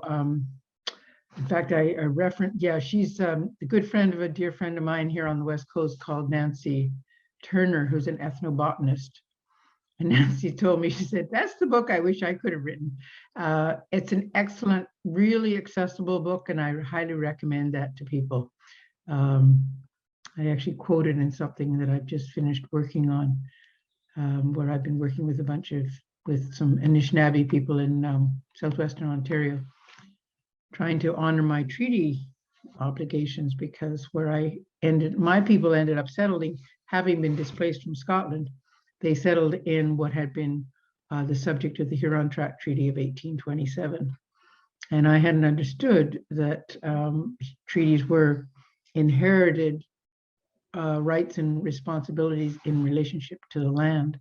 But for Indigenous people, those responsibilities are passed on generation to generation.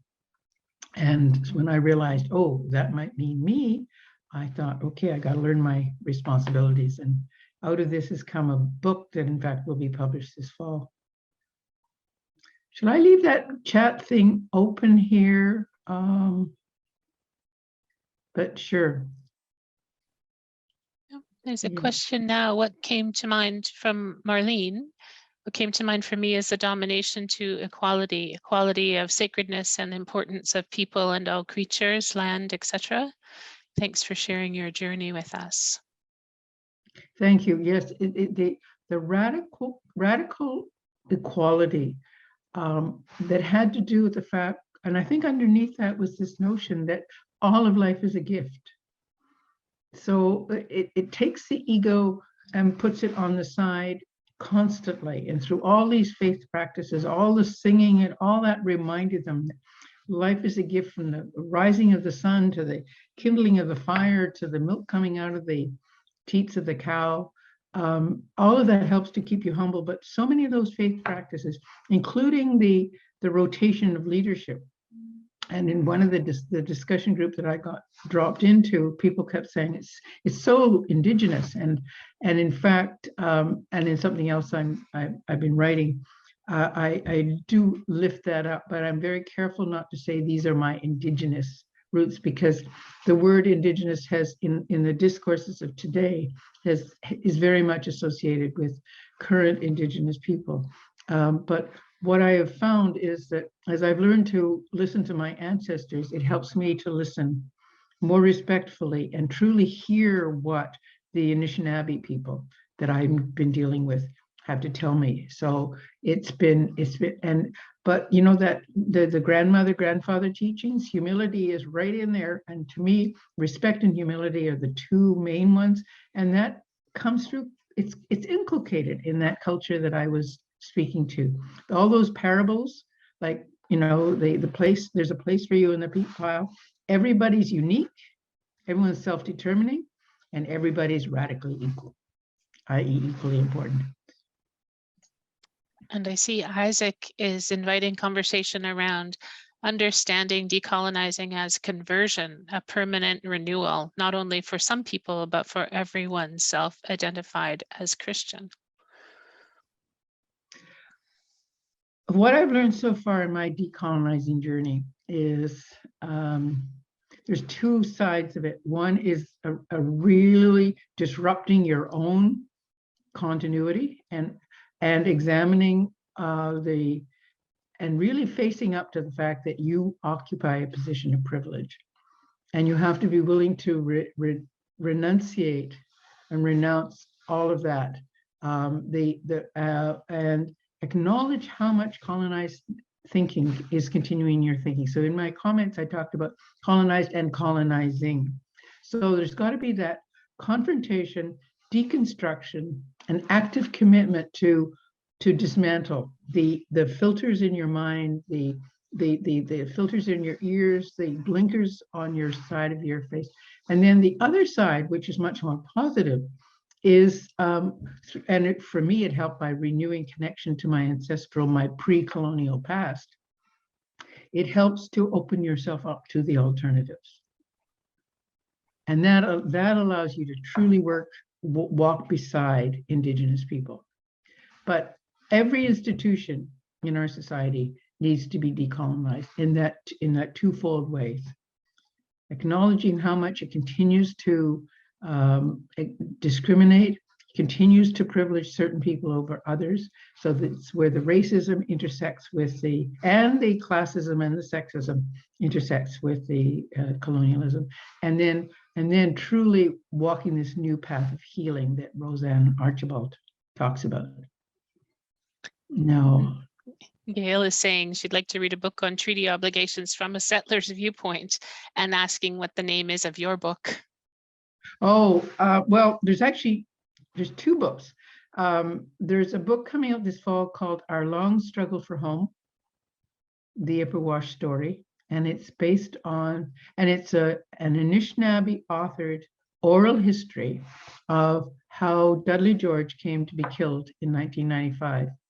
But it sets it in the context of origin stories and the foundational treaties of this land. Because what Dudley George was trying to do was reclaim his ancestral homeland, and he was trying to assert his collective treaty rights, and he got killed by the OPP for it. But no book has been written that puts this in context. The foreword is written by an Anishinaabe legal scholar called John Burroughs.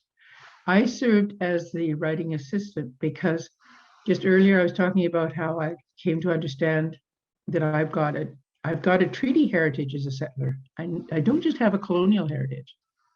And so I've been trying to deconstruct and be accountable to my colonial heritage, but I've also been trying to learn what is my treaty heritage and what are my rights and responsibilities. So it was as I learned that I was because my people had come to Canada in 1832, and they bought land from the Canada Company, land that had been so-called ceded and surrendered by the Anishinaabe to the Crown. The Crown then turned it over to this land development company. So because my people, this legitimized them settling in Ontario, Southwest Ontario. And then taking what I learned about the responsibilities to maintain a treaty in good working order were passed down from generation to generation. I thought, okay, I need to show up and find out what my treaty responsibilities are. And I literally went to where this had happened back in the 1990s. And I found, I met Dudley George's sister, Cully. She's living still in one of the barracks that they took over in 1995, a month before Dudley got killed. And so one person introduced me to another, and they said, at one point they said, we've been hoping someone with journalistic skills might come along and help us tell our story. So that became a bit of an opportunity to learn about my treaty responsibilities, and then a way to enact maybe a little bit of them. And so that book went forward that way. And then I thought maybe I could share something in my journey. And that book, in fact, is finished, and it won't come out till next year. But it's called Encountering My Treaty Kin. So I think I went on rather long about, I apologize, the oral tradition of my ancestry relationship about one. I can't stress enough it hasn't been acknowledged enough in history, the importance of the oral, because when people, it's orally, you're proximate, you're together. And it's also, every time a story is told, there's always the foundation, the essence is the enduring truth. And then it's always told fresh in the context of the relationships within which the story is being told. And there's such wisdom in that. And there's also a question here from Karen, who's saying that she'd love to hear you here reflect on what ways do you see the core principles and practices of the Commons being incorporated in the life of the church in Canada? What ways do you see us helping shift towards a new way of being community? Just a little question there. Just a little question. Okay, well, that actually is, I would invite anyone who found this presentation to be moving. And if you have read the book, Reclaiming the Commons, but even if you haven't, actively reflect on this, because I wondered that myself, but I'm not actively involved in the church right now. I was in Ottawa, First United Church. I was at one point the chair of the worship committee, and I loved that. But one of the things we did there was we brought a lot of the early Christianity stuff in.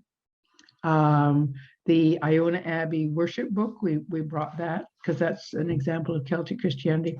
But everything that has you treating the walls of the church as porous is helpful, because it's all about everything. As I was preparing my talk today, I said it's the everyday life part.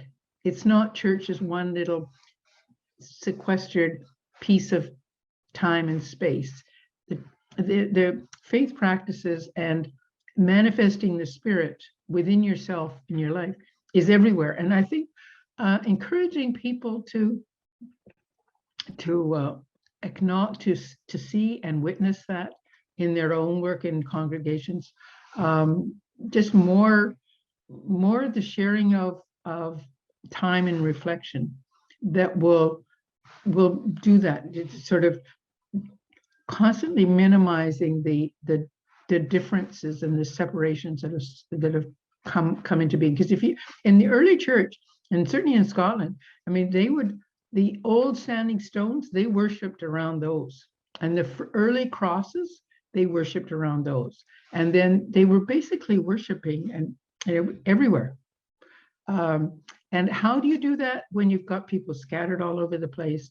But I think more of those kind of opportunities. I know there was that thing of, what was it, the cafe, where people were doing a lot of just meeting at coffee shops and stuff. Those are all helpful. Everything, I think it's we constantly need to refresh our thinking. And anywhere this takes you is going to be, I think, very, very valid. And if it resonates with people in the congregation, then more people are going to carry the ball and say, oh, it'll take me in this direction. It could be that planting circles. I mean, somebody was talking about a commons garden outside of a church, and a lot can be done around that as you create that. There's a comment, if you can see it, from Jingle, who is joining us after a night shift, saying that it's a refreshing conversation for her after a busy night shift because of your voice and narratives around our relationship to creation. And she's wondering about attending retreats to strengthen spirituality and connect to the land where plants grow and bear fruits that we can share to all people. Where should I go? I like nature and singing and drums. Mm-hmm. Well, there's certainly a lot that our Indigenous people are leading a lot of retreats and with sweat lodges and things like this. I think it would be by invitation. I don't know. I think many churches can do their own retreats, and you've got all these church camps, and I think there's so much scope for trying to use that as a living context for the kind of revisiting.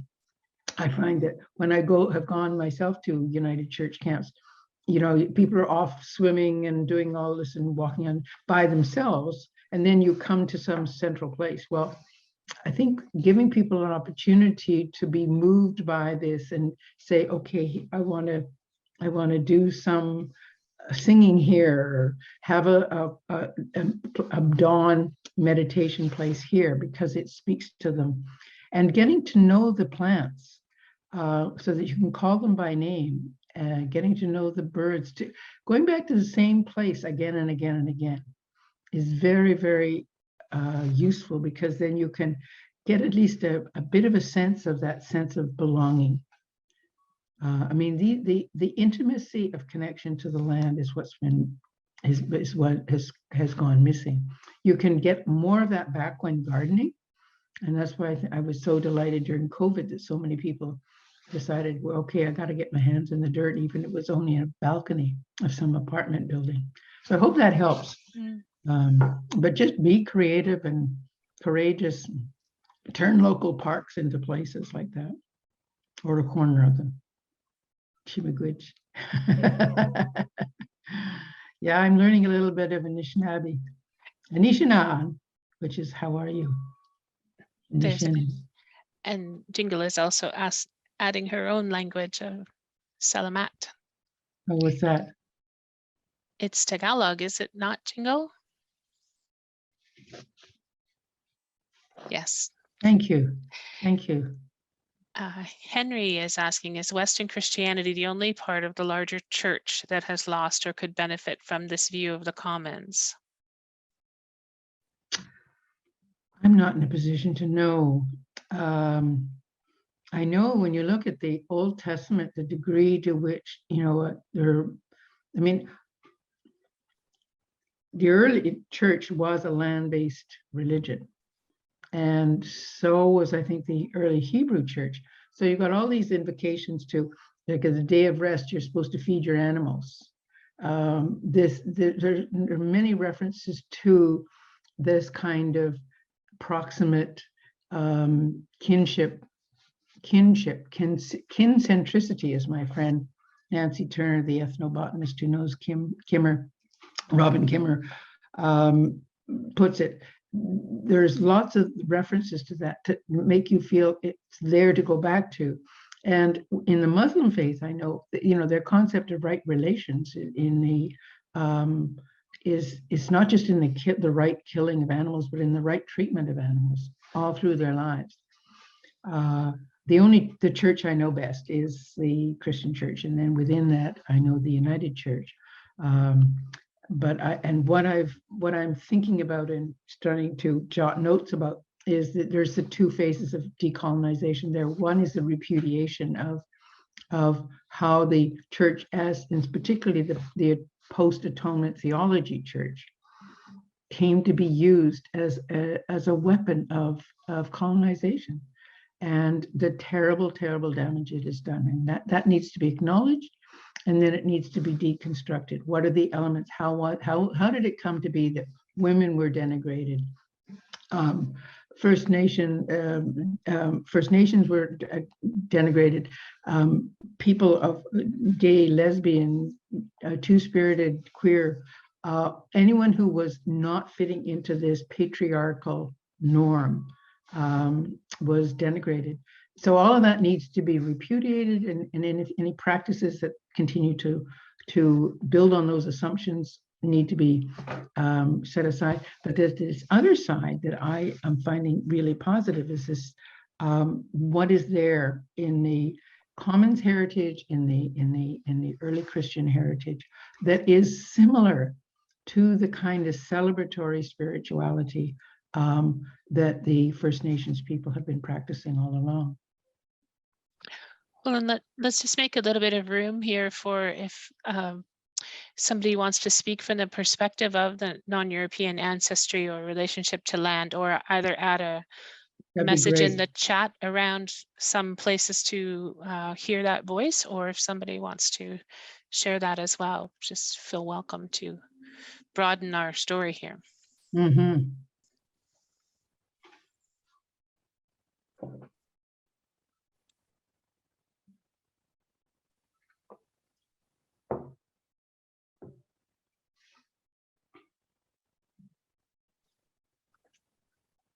Heather, I wanted to make mention, it's Betty Lou. I wanted to make mention, you spoke of your Reclaiming the Commons, the book that I had read that I was intrigued with and had kind of spurred me to think of inviting you to come. And then I've also just finished reading Braiding Sweetgrass. And the one I've just picked up yesterday as I finished Braiding Sweetgrass was We All Go Back to the Land. I don't know if you've heard that one. It's Suzanne Keeptu. Suzanne Keeptu, and it's called We All Go Back to the Land. And so it's already began to talk about some commoning, some First Nations things within it as well. So I just hold up that for reading as well to the folks that are on the meeting today too. Could you repeat the author's name, because my internet connection, I just got a message that said it's become unstable. So your voice disappeared, Betty Lou, and who wrote this book, and could you repeat the title and I can write it down? Suzanne Keeptu, Keeptwo, Keeptu. Keep as in Pamela? Yes. And then TWO. TWO. Yes. as in tea versus coffee, Quito. Quito. Yeah, Quito. Quito. Okay, and it's called, we all, We all go back to the land. thank you. Is And it it's Canadian really- published? Just let me take a peek and I'll tell you. Yes, it is. Okay, Yes, who's it the is. publisher?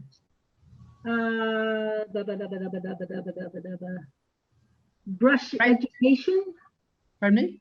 Brush Education? No? I don't know it, but that's okay. Okay. It could be an imprint or something.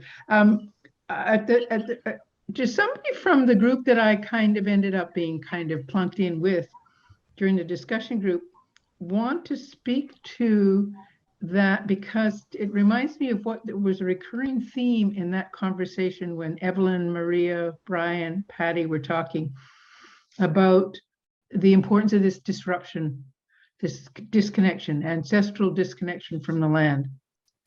And one of you was quoting a book or quoting a person, Steve Jenkins or something, that we all need to reestablish connection with the earth, referring to people as, so many people are living as orphans, cut off. So I just wanted to, because I found that a very moving part of your conversation, and maybe one of you from that one can add to this, because I think it's very pertinent to this. Thank you for putting up the title. Yeah.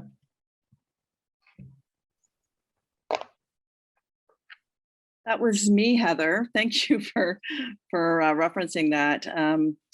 The name of the person I was referencing is Stephen Jenkinson. He has a website called Orphan Wisdom. Okay. And he talks about people who were forced off the land or decided to leave the land of their ancestors and move somewhere else, that causes a feeling of orphanhood amongst us, and that our connection to the land needs to be explored in order for us to understand our identity. And so that was, we talked about, I was envious of your journey because I had planned a journey to England to do exactly that, to find where my ancestors came from. And then COVID happened, so my trip didn't happen, but I'm hoping to do that.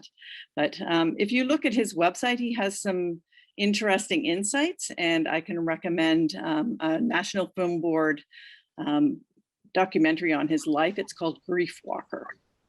Oh, I think I've seen that. Yeah. Yes. So, Mm-hmm. so Thank you. Thanks for lifting that up. Thank you, Patty. And I hope you get there. What you said about Manitoulin Island, we've got parallel stories, I think, because, you know, my people were displaced in Scotland. They came here and then I discovered, oh God, these Anishinaabe were displaced.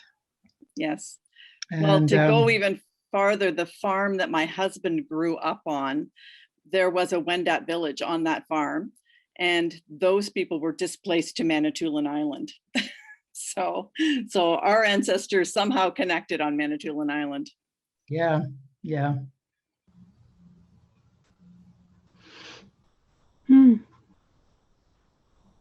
So I'm going to take this time now, Heather, to thank you so very, very much for your presentation today, for taking the time to share with us and giving us insights, inspiring us in the common work that we're called to be about. And with a great sense of gratitude deep in my heart, I say Chig Miigwech, Chig Miigwech, Chig Miigwech. And you do keep well, and Badantu to you as well, Umbontu, and just all the blessings with your work that's coming up. And I look forward to reading your upcoming work. Thank you very, very much, Betty Lou. Miigwech back. Yeah. Blessings, my friend.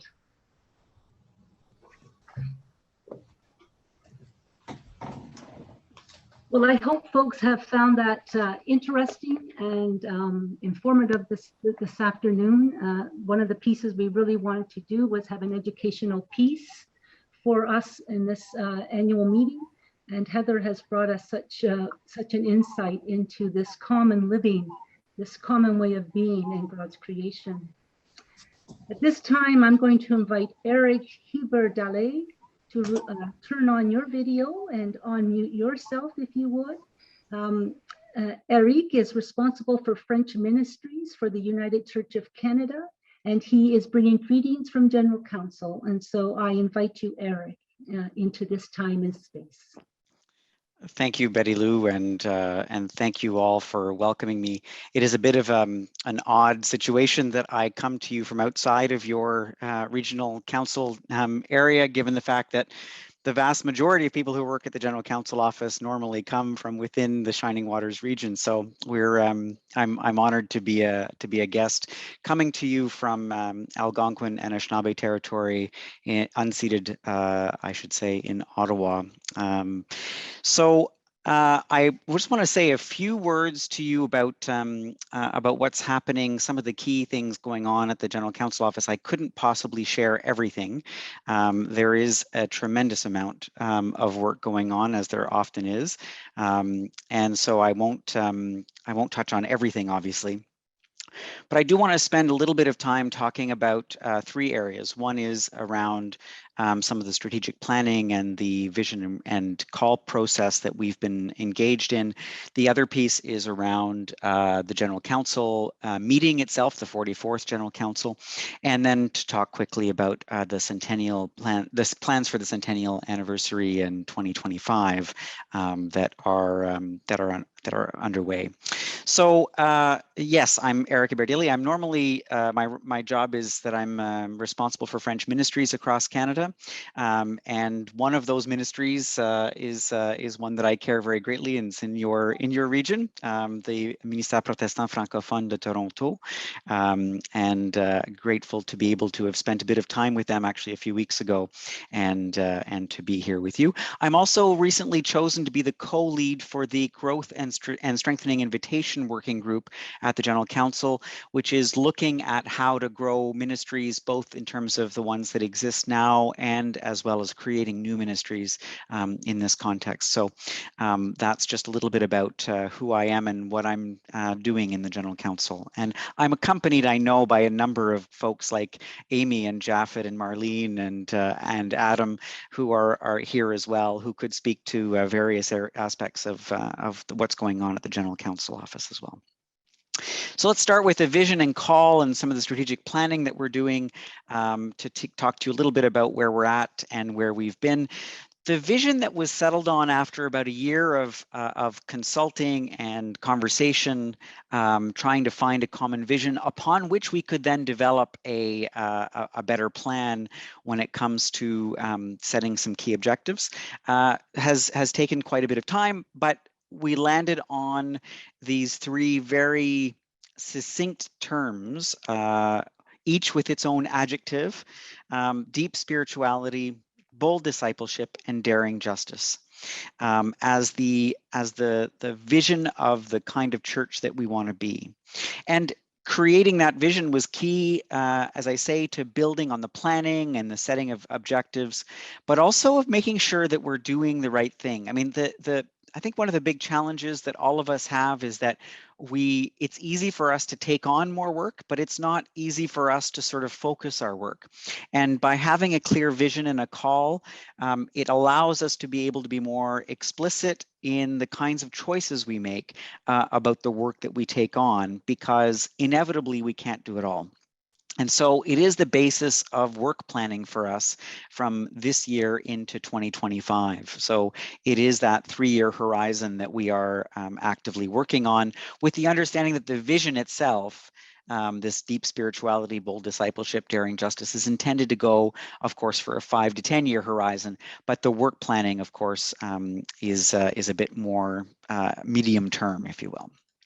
And the call that was agreed to by the General Council is that we are called by God as disciples of Jesus, that the United Church of Canada seeks to be a bold, connected, evolving church of diverse, courageous, hope-filled communities, united in deep spirituality, inspiring worship, and daring justice. That's the sense of call that we're all feeling the need to drive towards. Does that mean that we're that exactly today? probably not, but that's okay. That's the whole point of us wanting to move forward and to be able to build on that. Coming out of that, there are 5 key focal points that are our strategic objectives that we have sort of decided are kind of the pillars upon which we will build our planning and our work. So embolden justice. This is an area that we've decided is going to have a particular focus on Indigenous justice, anti-racism work, and LGBTQ2S+ inclusion.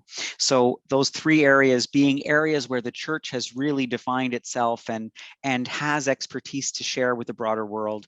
So these areas are really kind of key in the justice pieces, with a continuous networking around other issues. But we've decided that we're going to really try to build on the strength that we already have here. Invigorating leadership is the second piece, and this is really around creating a group of leaders that are adaptive and able to sort of build on bold discipleship. The third round, nurturing common good, and this piece is obviously the theme that you've been working on so far in this session, and that you will be talking about throughout your regional council meeting, is key for us.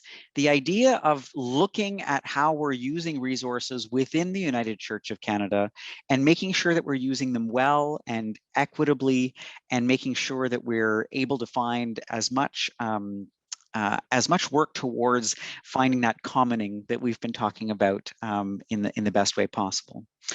The deepening integrity piece is really about how we live out our climate commitments, and making sure that we have very concrete goals upon which to work on, and that is happening in a broad sense throughout the church. And then the part, of course, that I've been working very carefully on around the growth and strategic and strengthening invitation, which is again about strengthening existing communities of faith and growing new communities of faith as much as possible. So those are the 5 key strategic objectives.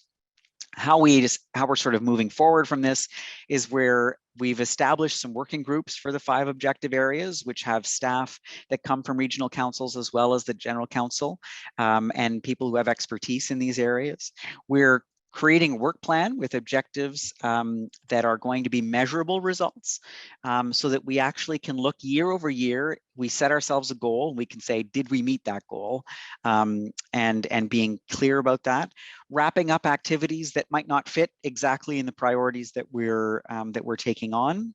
Identifying staff for projects and identifying what's needed. And then, of course, reworking the annual budgets that we need to be thinking about when it comes to these things. And then, of course, planning out our first year, which is actually a bit of a super year. It goes from September until December of next year. And then it's about animating the call and vision across the church and making sure that there is a wide ownership of the call and vision that we've agreed to. So those are some of the key places that we're doing work planning over the next little while. And I want to talk quickly about the General Council meeting. This is a super long General Council meeting. What normally was 8 days is now going from February to August and is spread out. There are proposals that range from internal structure to public statements. There are 57 proposals that the General Council is currently looking at. We've been doing learning sessions from March until May. Those just ended last week. We are going into discussion sessions for a period of 4 days in June, where groups are going to actually delve deeply into the material, discuss, come up with ideas, flow those thoughts back up to the process of the business table, and then the business table will try to reflect the discussions back to all of the commissioners, and then there will be a deciding process for a period of 4 days in July, which will also be at the time where we choose the new moderator. And then the installation of the new moderator happens in August. So there are 245 commissioners, and they all continue their work to 2025 because the period of the General Council meeting ends in August, there are recalls that happen on a regular basis each year to approve financial statements and appoint auditors and that sort of thing, and occasionally more meaty conversations in those places. And then just to tell you that the Centennial Committee has now been struck. It's a small representative group of the church that has been struck to serve and is working towards 2025. There is a very conscious effort for us to use this both publicly and internally as a celebration moment, and how we build those into our strategic objectives. And also a place for us to be humble in that it's one thing to sort of tout our successes and our evolution and the good things that we're doing, but also to be conscious of the things that have not been so great. So balancing that out is a real challenge for this committee, and they're working very actively on how to do this. And of course, some of the projects need to be started right away in order for them to be ready for the centennial year. So they are starting to begin some of those projects and some of those applications in real terms. So that's where the Centennial Committee is at this point. So just to thank you for being deep, bold, and daring, and for your ministry and throughout this. And I'm happy to take on any questions if folks have any, but I'm also conscious that there are other folks from the General Counsel Office who may be able to answer questions as well.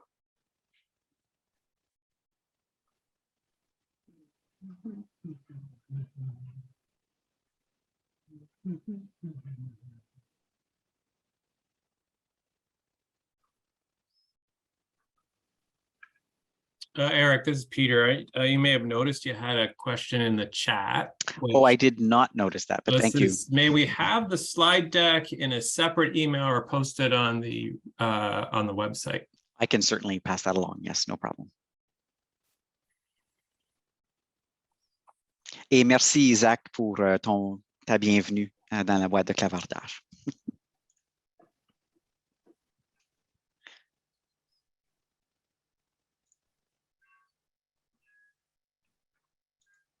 I don't know if you can hear me, Eric. It's Betty Lou. Oh, yes, there I can. Yes, yeah. I just want to really thank you for coming and sharing that update. It's good to know what's going on in the higher church at the level above us, and bringing us this update. I just want to thank you for participating with us in our meeting and in coming into Shining Waters region on behalf of the General Council today. And we're really grateful in Chigmagwach for taking the time today. Chimigwich. And I will be with you throughout the day tomorrow, except for a period of time when I must lead a funeral. But apart from that, I will be with you as well if there are any questions and folks want to tap me on the shoulder in the chat or whatever the case may be. Super. Thank you, Eric. That's great. Thank you. Okay, folks, this brings us to our accountability reports. And I want to just welcome you all back from that little piece of information from General Counsel.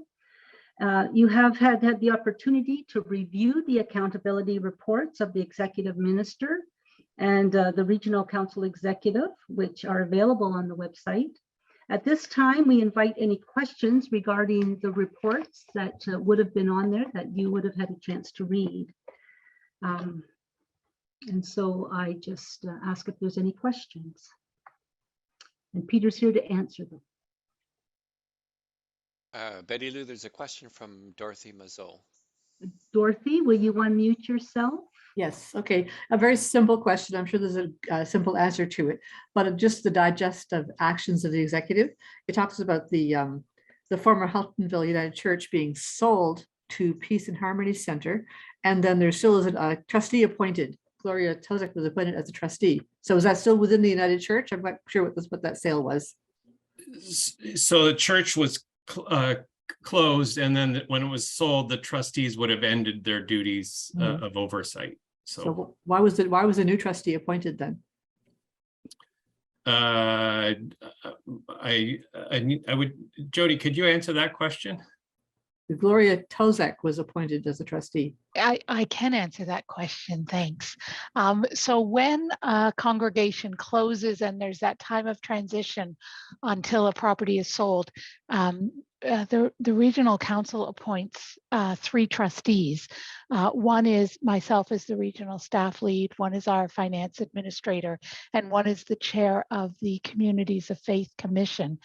And when we were getting ready to sell the property, we realized that our chair of the commission had changed from the time that the congregation closed until we were selling. And so we just needed to remove, and the former chair had actually left the region and moved to a new location. So it was kind of an administrative piece in that we were removing the previous chair as a trustee and naming the new chair as the current chair as a trustee for the purposes of the sale.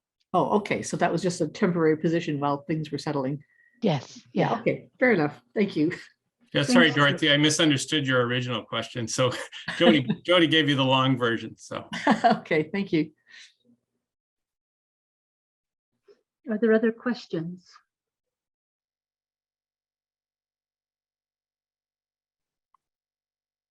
None? I see none. Let's progress on then. I'm not seeing anything. Dale, you haven't seen anything there? No questions, no hands raised, nothing in the chat, Betty Lou. Thanks, Dale. So at this time, we're going to move into our memoriam service. So I can invite Jeffrey Dale and Lawrence Nariko to unmute yourselves and turn on your cameras. There you are. Thank you, gentlemen. And following the service, this service that the gentlemen have before us, we'll have a 15-minute all-purpose break again, and we'll come back to a song again when that's through.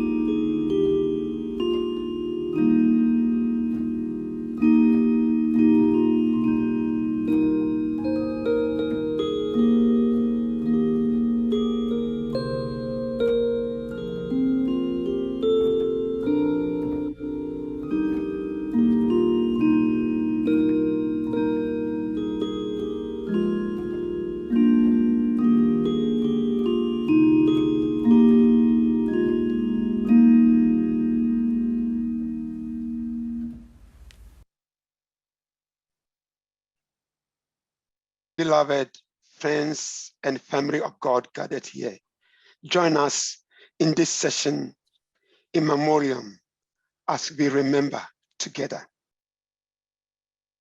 We come worshiping this afternoon, remembering as God's people, we have been led to remember. We come to remember in love. God's people, all my relations arise. Looking towards the east and seeing your children gathered. From west and east, from south and north, at the word of the Holy One, rejoicing that God remembers them. We come remembering their love.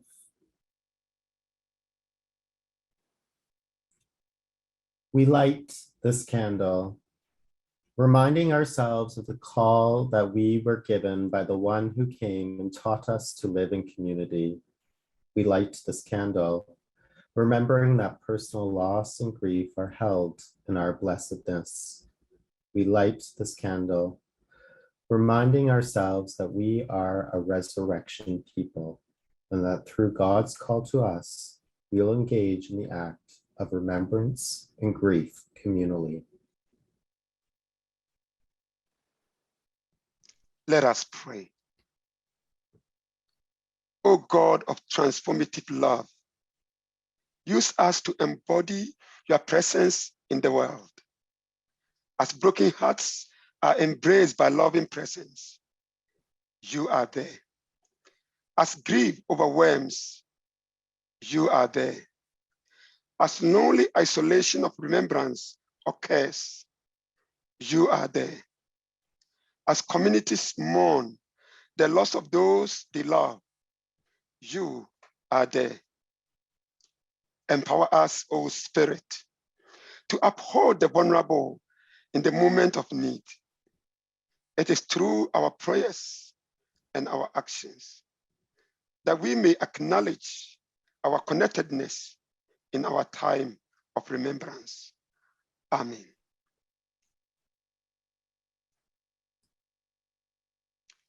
At this time, we read from the Gospel according to St. John, chapter 14, verse 1 to 3. Do not let your heart be troubled. Believe in God. Believe also in me. In my Father's house, there are many dwelling places. If it were not so, would I have told you that I go to prepare a place for you? And if I go and prepare a place for you, I will come again and will take you to myself, so that where I am, there you may be also.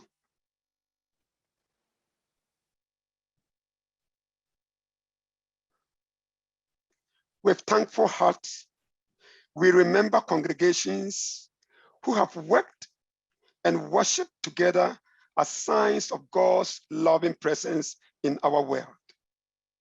We remember congregations that have closed, disbanded, and or amalgamated this year to honor their work and worship, to carry their stories. We remember Mycenaean United Church.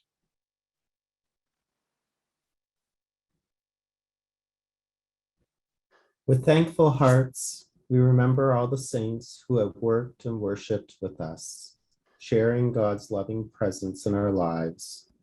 We remember those saints whose lives of service on earth have ended this year.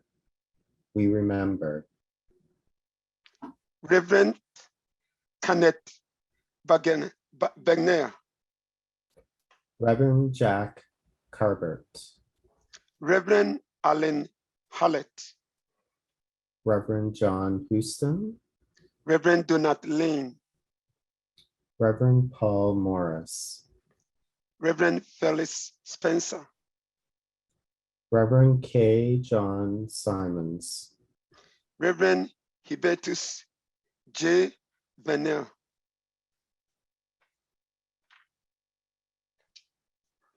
at this time, I invite all of us as people of faith to praise in the chat or reflect or bring into memory loved ones from the community of faith that you serve or that you are a member of, or from your friendship circles that have passed away this past year to eternity. As we hear the song, Morning Has Broken, praise in the chat or reflect.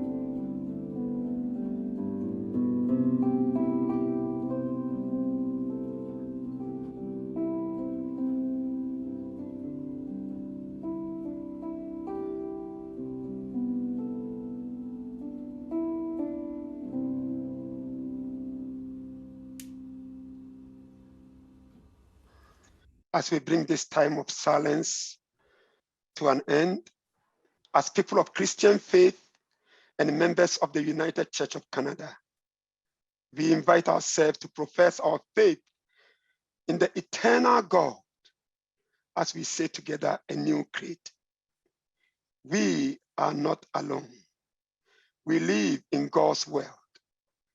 We believe in God, who has created and is creating, who has come in Jesus, the Word made flesh, to reconcile and make new, who works in us and others by the Spirit.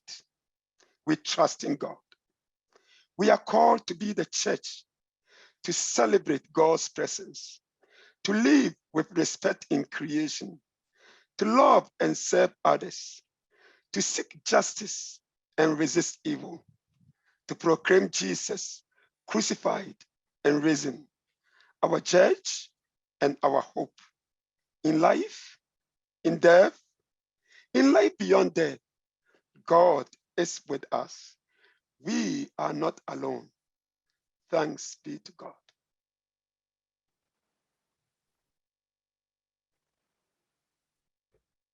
As we leave this time and space of remembrance and recognition, we go with the daring and tender love. We go seeking justice and community. We go in love. For we have been taught that God journeys with us in this life and in all places and all spaces. Christ's gospel message of love, hope, and devotion remains with us. Amen.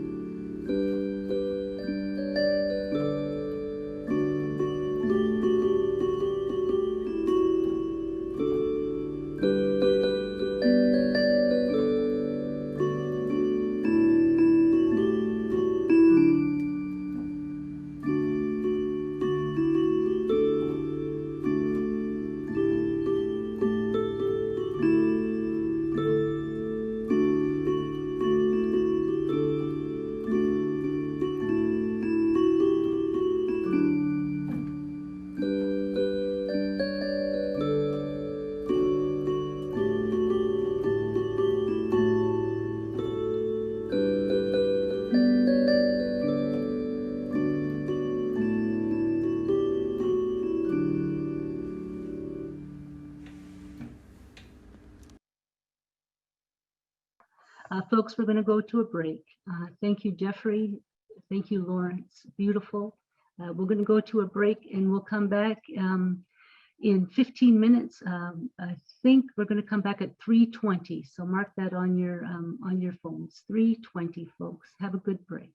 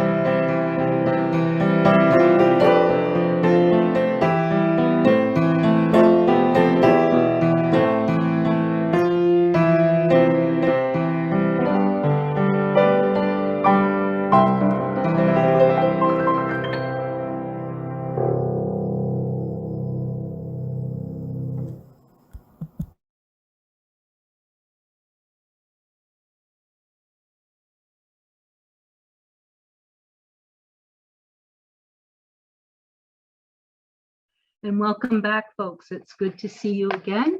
I hope everyone had a good break and had a chance to stretch your legs and move about a bit. Thank you to Amy, who accompanied us on that song as we think about what is deep in our hearts as we move into the time ahead of us. We are moving into the proposals to the to the regional council, pardon me, that have been given to us. There's 2 of them at this particular time. And they've been directed to the Shining Waters Regional Council for action. And so our first proposal is from the Social and Ecological Justice Commission, SWRC 2022-01, raising and indexing social assistance rates in Ontario. I invite Susan Eagle, Chair of the Commission, to unmute yourself and turn on your video.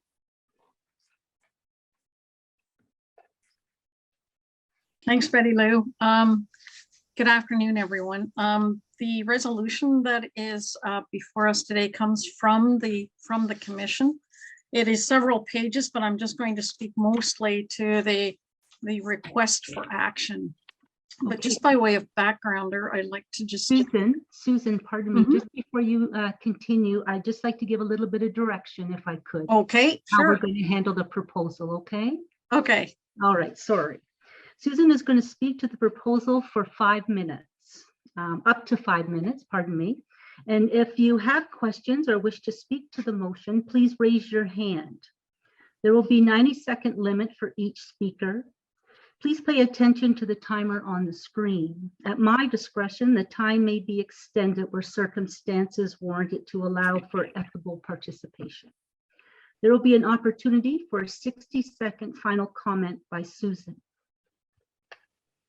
If there, at this point, I'm going to invite Susan to speak to the proposal, and then we'll have our questions to Susan. Thank you.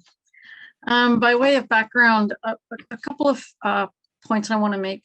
First of all, the information we have is that there are approximately 900,000 Ontarians currently who seek to survive on social assistance incomes that leave them in poverty. It is no secret that we leave hundreds of thousands of people to try and eke out a living with inadequate incomes to meet the most basic needs. It is no secret that the cost of living has been increasing. It's no secret that the cost of keeping people poor is an expensive and immoral political choice. And it's no secret that the charity model, as opposed to the justice model, has served to perpetuate poverty. We belong to a church that has a long history of embracing the justice model, even as we acknowledge charity is a necessary stopgap. Guaranteed livable income has been a United Church commitment for 50 years. So the motion, it's a call to the government to increase social assistance rates and to index those rates. It's a call to communities of faith to engage in education, to understand the issue better and who is affected, and to name a lead poverty advocate to work with the commission. And it's a call to us and the Ontario United Churches to create a social justice liaison person. Right now, we're only proposing a conversation to see what that might look like, not necessarily a new job, but maybe added to a job description, a way of trying to say, how do we meet this need to have this liaison person, and then report back to the regional council in a year. So parties, political parties for the first time in many years are talking about raising rates. They are talking about guaranteed livable income. They are talking about indexing. And we are very pleased that things have moved forward there. But the question is, what is our vision? Is it a vision of all receiving and sharing according to need, or do we still believe that there are second-class citizens who need the spur of poverty? Because that's the model we currently have in our province. So the motion is before you, and I don't need any more time, Madam President. Thank you, Susan. So by raising your hand, Dale will direct us as to those who are wanting to speak to the proposal. And also Kim will be watching the phones for anyone on the phone who would like to speak. So Dale, I ask the floor, is there any questions to this proposal? And then Dale, I'll direct it to you. That a sec, Betty Lou. I'm not seeing any hands yet.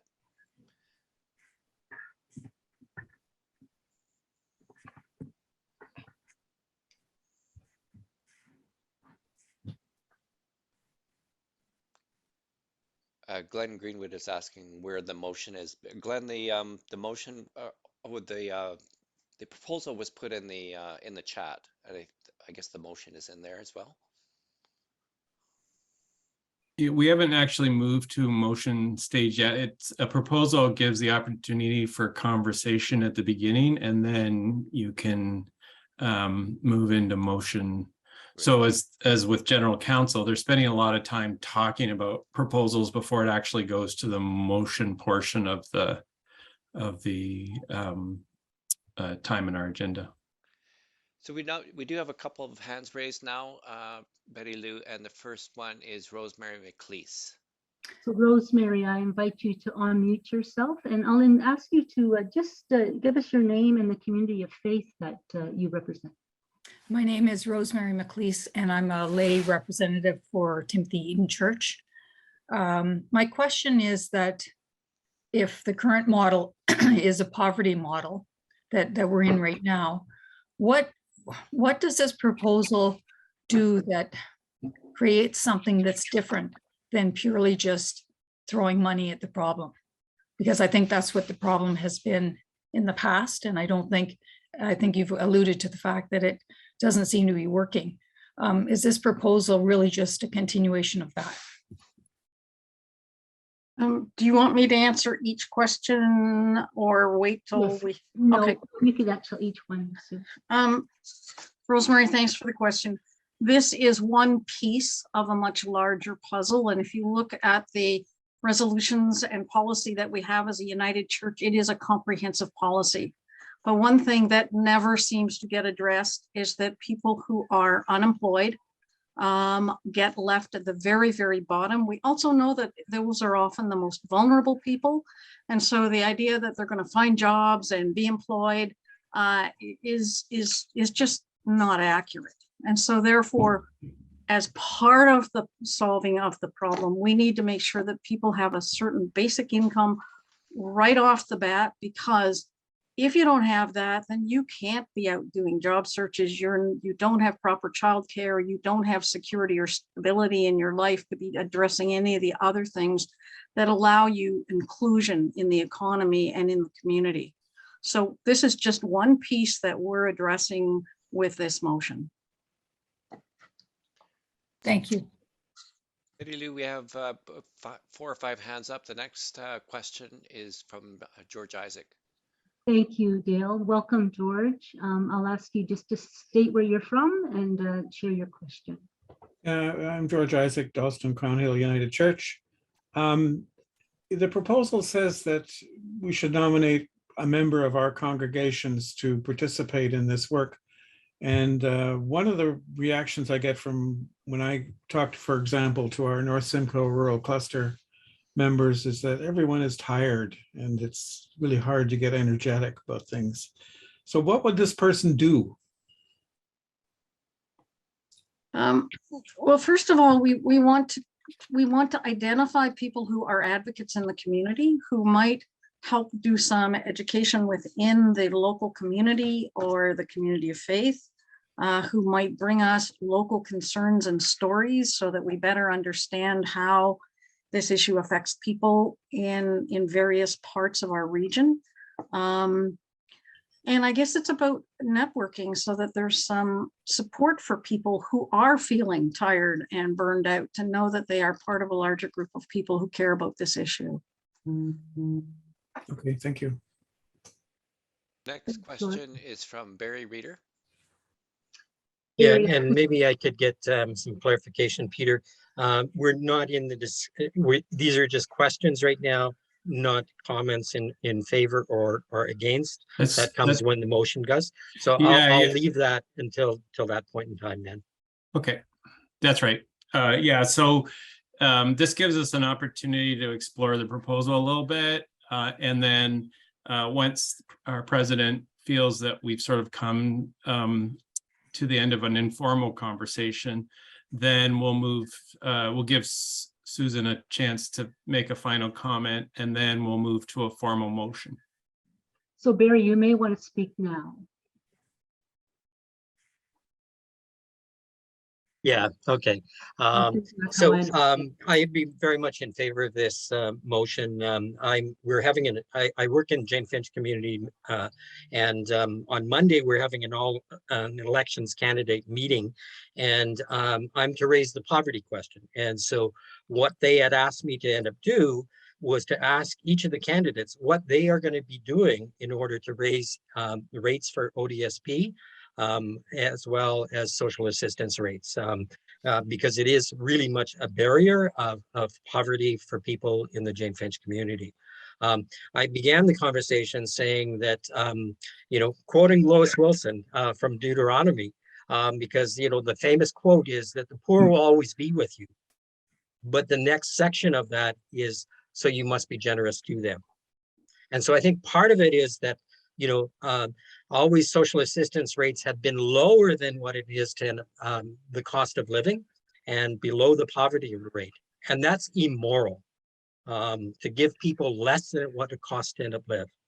And then we wonder why there's crime and other situations because of people are needing to hustle in order to end up get by. And then we punish and put them in prison. Like it's costing us more as far as the government and taxpayers to end up do this. So I applaud this and recommend that we approve it. Thank you, Barry. Next speaker is Linda Robinson. Linda, I'll just get you to say where you're from, if you would, please. And on. I'm Linda Robinson. I'm from Parkdale United Church. As a recipient of both those programs at one time in my life, I can attest to the fact that you are living below poverty, way below poverty. Your basic needs are not met. So I am in agreement with this proposal. I guess my question is, if this goes through, how are we operating in terms of the United Church? Are we putting together a committee to work on this specific issue, or how are we approaching this? Well, you actually already have that committee. It's the commission, our Social Justice and Ecological Justice Commission. Oh, okay. And we have a subcommittee of that commission, which we are seeking to expand, and identifying advocates in communities of faith would be one of the ways that we would be expanding that network so that we could work across the whole region. But we are already part of other coalitions and groups too, like ISARC, the SJNOC, which is the social justice network of all the United Churches across Ontario. And in both those capacities, we connect to other organizations that are doing advocacy. So the advocacy world is alive and active, though, as George said, people are tired. It's more a case of trying to move the political momentum. And right now we feel there is some momentum when political parties, some of whom have not talked about this in maybe decades, are discussing it. Okay. Okay, so I'm gonna, and you said it was the Social Justice Network. If I Google that, I can pull it out and get the information I'm looking. It's the Social and Ecological Justice Commission of Shining Waters Region. Oh. And thank you for giving me an opportunity to advertise our commission. So if you look on our Shining Waters Regional Council website, each commission has on the top of the website has a bar, and you'll see the Social and Ecological Justice Commission bar, and okay, learn all about it. So yeah. Okay, thank you. Welcome. Thanks, Linda. Ready to do the next speaker is Barbara White. Barbara, I'll get you to just say where you're from, if you would, please. I'm retired clergy from St. Mark's United Church in Scarborough. I've been working through the Christian-Jewish Dialogue of Toronto on guaranteed basic income for quite a few years. And just wondering why you stopped short of having that as your proposal. I think one of the key moral imperatives of moving towards guaranteed annual income is to get rid of the punishment factor so that people are eligible to be supported as they need, and it can float up and down. So if your income goes down below a certain level, you get supplemented, and if it goes above, you don't. To me, this is the just way of approaching this issue rather than having Big Brother tell you how much you're going to get each month.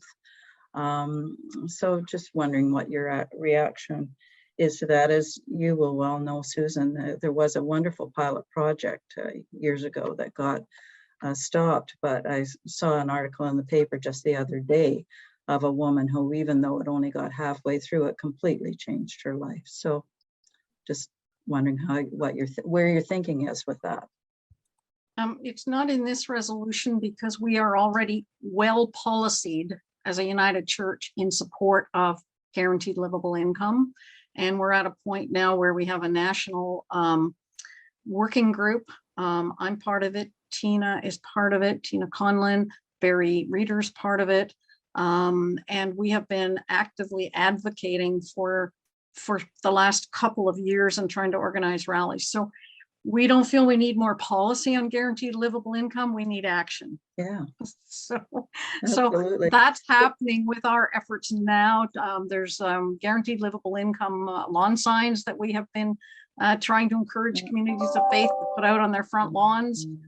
So that work is already ongoing. As I mentioned before, this is just one piece of a much bigger piece of work that's happening. Yeah. Thank you. Thanks, Barbara. The next speaker is Maria Menzenthi. Thank you. Maria, if you could just let us know where you're from. I am from Temperanceville United Church, and my question relates to ODSP, Ontario Disability Support Program. How does this proposal relate to ODSP? With ODSP, the issue of our people looking for a job, how much can they earn, doesn't apply. Some are able, depending on their health challenge. It's pretty severe, a health challenge when someone has to rely on ODSP. So that's what I'm raising. Maria, the resolution calling for an increase in social assistance rates applies to both Ontario Works and ODSP. And perhaps the good thing about that is that right now, all the parties in this election are talking about raising ODSP. Not all of them are talking about Ontario Works, but they are all committed to raising ODSP. Again, there's momentum, and we want to push ahead and have faith communities and community groups use this opportunity to encourage them to keep moving in that direction. Thank you. Two more people with their hands up at this point, Betty Lou. Next person is Dorothy Mazot. Okay, Dorothy, if you could just let us know where you're from, Dorothy. Caledon East United Church. And I simply am reiterating Barbara White's raising up of the guaranteed livable income. And Susan's definitely answered that adequately, but I just wanted to reinforce it. Thank you. Next, we have Haben Young. Haben, if you could just let us know where you're from. Hi, my name is Haben Jung from Alpha Korean United Church from Toronto. Just my comment is that it seems to me there's no reason to oppose this proposal. So I fully support this proposal in terms of guaranteed livable income. But my question is, before we talking about the Ontario, I'm more focusing on us, United Church or our regional council. You know, there are more and more ministers doing part-time job. So I'm raise this concern, and I wondering the Social Justice Commission has any intention dealing with this issue. Before we talking about Ontario, the livable income, we should deal first our community, United Church or regional council, or some ministers who are getting more and more in part-time jobs. So that's my comment. You have any intention to dealing with this issue? Thanks for that. We have not addressed that, and I'm not sure if that's necessarily part of our mandate. I'm not opposed to it, but there may be some other bodies of the church that are looking at that. But you raise a very good concern that we need to be also thinking about justice within our own structure. I saw there was an editorial, I think in the Star last week, where somebody was commenting on how many thousands of jobs had just been created, and the person responding said, I know, because I have 3 of them. And so it very much is a concern that so many people are moving to part-time employment in order to try and make ends meet. So you raise a very good concern. Thanks, Susan. And Charles and Ratna have put a question in the chat. I'm not sure if they want to speak to it as well, one or both of them. Charles or Ratna? Dale, could you read us what was in the chat? I wasn't watching, sorry. It says people in our congregations are retired and living on budget and struggle to meet their needs. Do we still want to catch fish and increase the needs of people, or teach them to catch? Good comment, and thank you. And one of the things that we're very conscious of is that governments have disproportionately relied on the charity of organizations and faith communities to pick up the slack, and that has become a burden in some places for folks to try and do that. So on the one level, we know that the government needs to be about this, and as I mentioned at the beginning, what we're talking about is giving people enough basic income that they are then able to learn how to fish. But you can't if you don't even have a boat to be in, or you're trying to swim upstream. Thank you, Sue. And I'm not seeing any further hands raised at this point, Betty Lou. Okay, thank you, Dale. Good questions, folks. Thank you, Susan, for taking the time to respond to them. If there are no more questions or comments, I'm going to invite Susan to make her last comment if she has one. The only comment I want to make is just for those of you who are asking about the guaranteed livable income, that national network that is working on this is chaired or co-chaired by Lois Wilson, who in her mid-90s has not flagged at all in her energy and is very, very active on that issue. So if folks want to know more about what's happening with that, please let us know, because Lois would love to have contact information for you. And so at this point, Madam President, I would like to move the motion, and it's part 4 on the proposal, but I'm going to change the wording from regional council might to simply saying that the regional council shall call on the government, et cetera, et cetera, et cetera. And the motion is being seconded by Cameron Watt. Okay. Thank you very much, Susan. So moved by Susan Eagle and seconded by Cameron Watts that Shining Waters Regional Council adopt the proposal SW 2022-01, raising and indexing social assistance rates in Ontario, has been presented. You have heard the motion before you. If you wish to vote yes, please raise your hand now. For participants on the phone, please use *9. And if there are multiple users sharing a computer, please type your vote into the chat to Kim.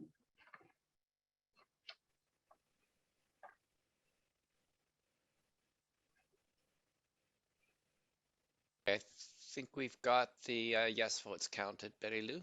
Thank you, Dale. If you wish to vote no, please raise your hand now.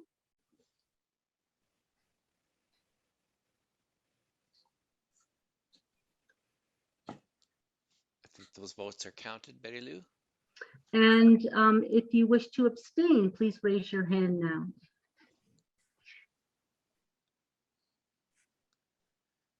And I'm not seeing any abstentions, Betty Lou. So the result of the vote is 101 yes, 2 no, and 0 abstention.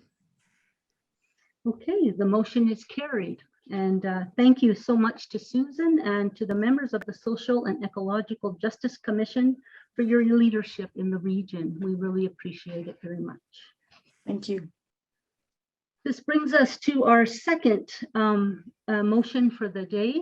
It is SWRC 2022-02 on statistics and finance. And it is a proposal for action by the Regional Council. And it comes from Dawson Crown Hill United Church and Midhurst United Church. And so George Isaac will speak first to the proposal for up to 5 minutes. If you have questions or wish to speak to the motion, please raise your hand. There will be a 90-second limit to each speaker again, and please pay attention to the timer on the screen. At my discretion, the time may be extended where the circumstances warrant to allow for equitable participation. There will be an opportunity for a 60-second final comment by George after we've had the question and comments. So at this time, George, I invite you to, your speaker's open, and I'll ask you to speak to the proposal.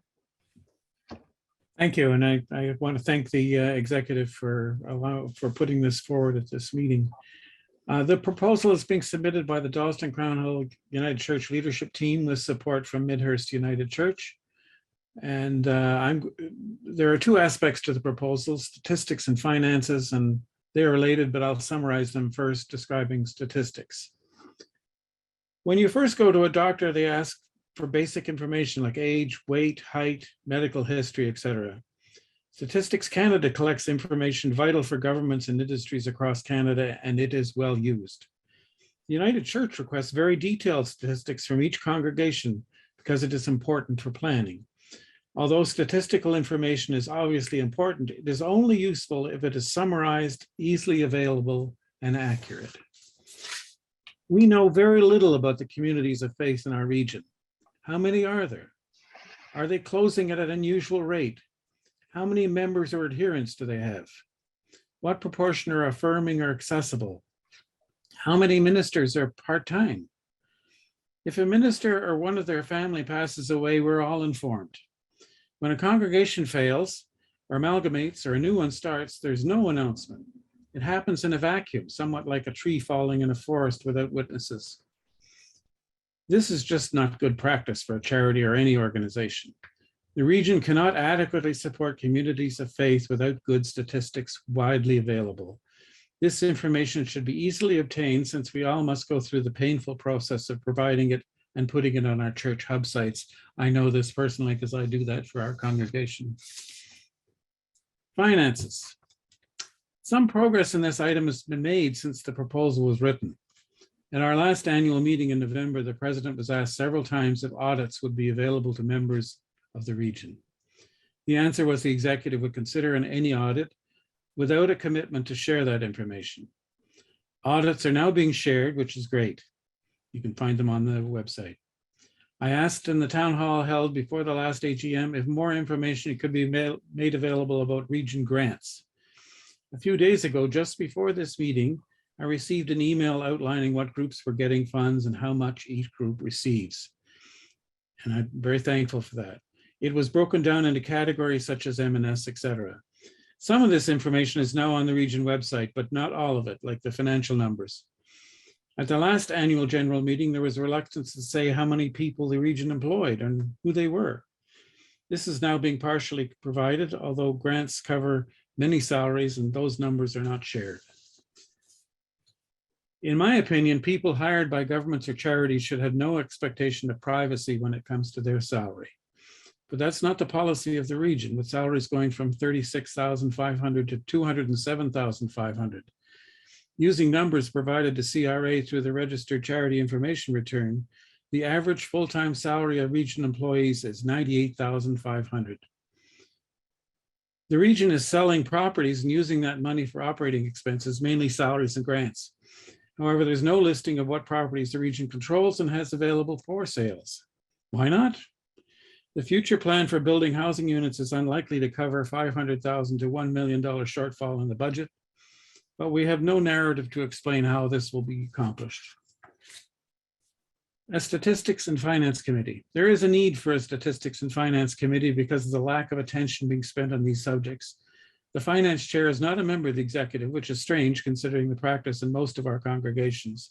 You cannot even find her name on the website. Statistics are obviously an important shortcoming in the region. We need a history of those statistics so we can get trends. The lack of interest shown in the past indicates the need for a committed group. This committee should issue their own annual report, which can be archived and used to track trends about the health of our region. In summary, the region needs to be more open and helpful. Positive steps have been recently taken, but more are necessary. So I ask you to support the proposal and help us move forward. Thank you, George. And I ask the floor of the court if there are any questions for clarity or any comments that you'd like to make regarding the proposal that's on the floor.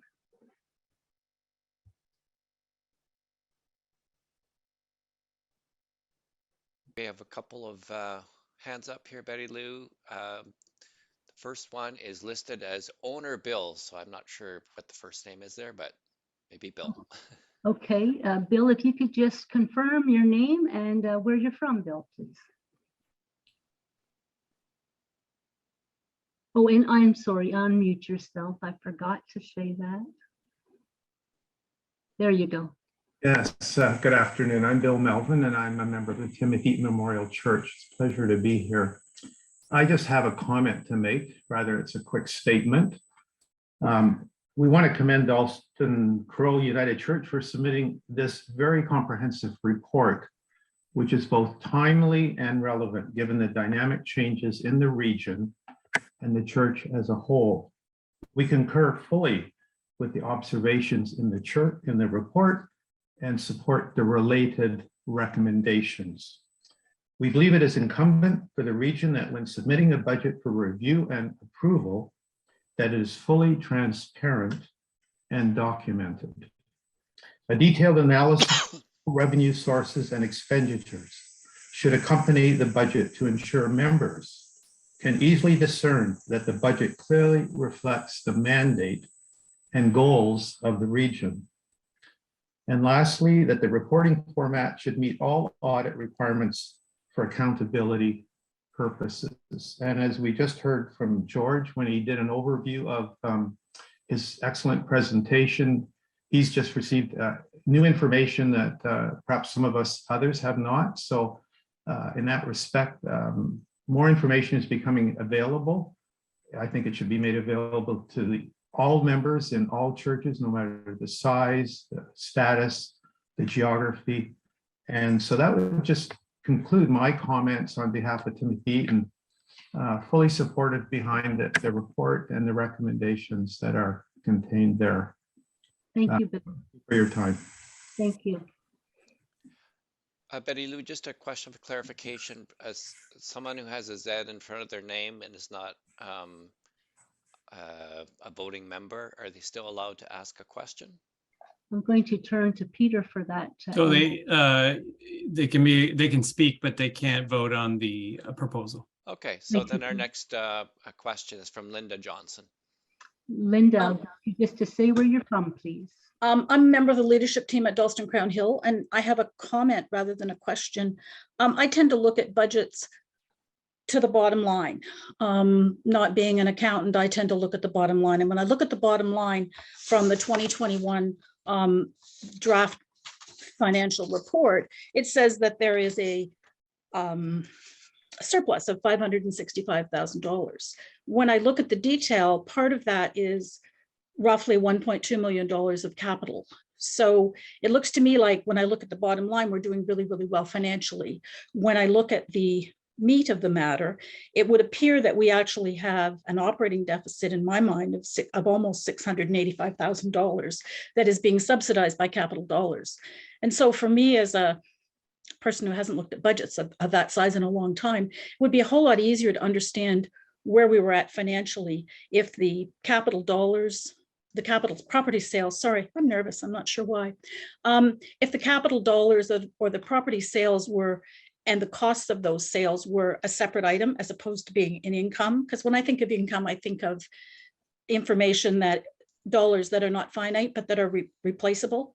And so that would be my request, that it's separated out so it's clear for us that in actual fact, we're working with a deficit that's being subsidized by either property sales or capital reserves. That's my only comment. Thank you, Linda. Next speaker is Gloria Tozek. Gloria, I'll just get you to say where you're from, if you would, please. There you go. Yes, I'm from St. Paul's United Church in Orillia, and I'm also the current chair of the Communities of Faith Commission. I just want to share that we have actually done a significant amount of work collecting statistics, actually looking at some of the questions that George has raised. We have those questions as well. We are just at the point of finalizing some of the wording in that material, and we're quite anxious actually to be able to share that with the communities of faith as soon as we are able. I'm not sure that that will answer all of the questions that are being raised, but it would certainly be a good portion of that. So I thought that might be helpful to share. Thank you, Gloria. There's one more hand raised at this point, Betty Lou, and that's Audrey Brown. Audrey, I'll get you to unmute if you would, please, and just say where you're from. Hi, Audrey Brown, Canadian Armed Forces Chaplain, Denison Armory. I just think that there are a couple of different things that I wanted to bring up. One was, I think there's a difference in talking about the statistics that everyone seems to, that everyone, I think, is a good idea to share where our church is actually at and what's happening with them.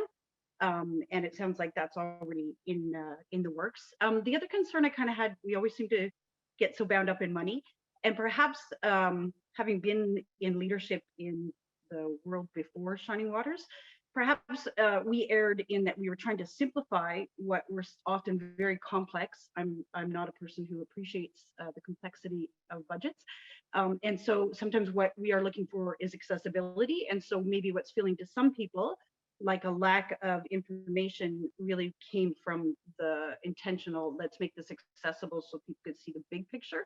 So I'm glad that there's some feedback to that. But my other concern I wanted to bring up was that there seems to be in that proposal some references to some of the staffing positions that are listed as grant. And I think sometimes we often forget that our regional staff is staffed by the general council. And so the regional staff, the regional budget can't necessarily give anything besides that grant amount. And so I just wanted to make sure that that distinction was understood in the proposal.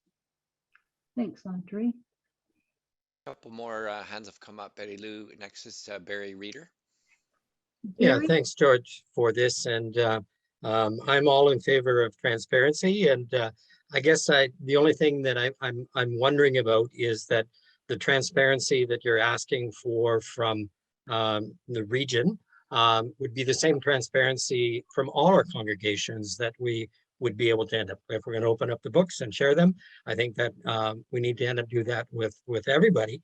And so I would vote in favor of this if all of the congregations are willing to be quite upfront around the questions that you're asking from the region.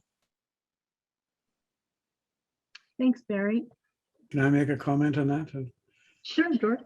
Certainly our congregation is transparent about our budget and posts it online, and so our minister's salary is known. I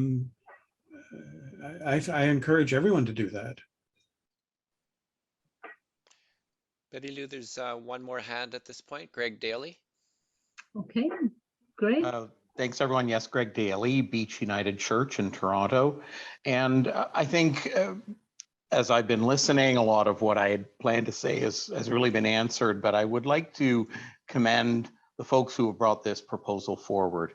I think that it offers us clarity and transparency. These are things which we as communities of faith and as a region value, and it will assist us in making better determinations and have a greater understanding of of our direction as we move into the future. And so I support this proposal. Thanks, Greg. And I'm not seeing any further hands at this point, Betty Lou. Okay. So if there are no more questions or, oh, we have one that's popped up. Yep, Ron Scott. Ron, if you could unmute and unmute your video and just let us know where you're from. Ron Scott, the Leaside United or North League United Church. I'm only observing that there are lots of statistics on Shining Waters region in the reports of the main church. Whether they're adequate to what is being requested here, I'm not sure, but there's 2 pages on every single congregation. The trouble may be they take longer to get out in hand, but I'm not sure that the individual churches in all different sizes will be that much easier to get those statistics out quickly. I'm just offering the observation. I don't know if you're aware of that. Thanks, Ron. All the statistics are now on the Church Hub, so every congregation should be putting their statistics on Church Hub. I don't know of any compilation for the region. Maybe someone could contradict me, but I don't know of any.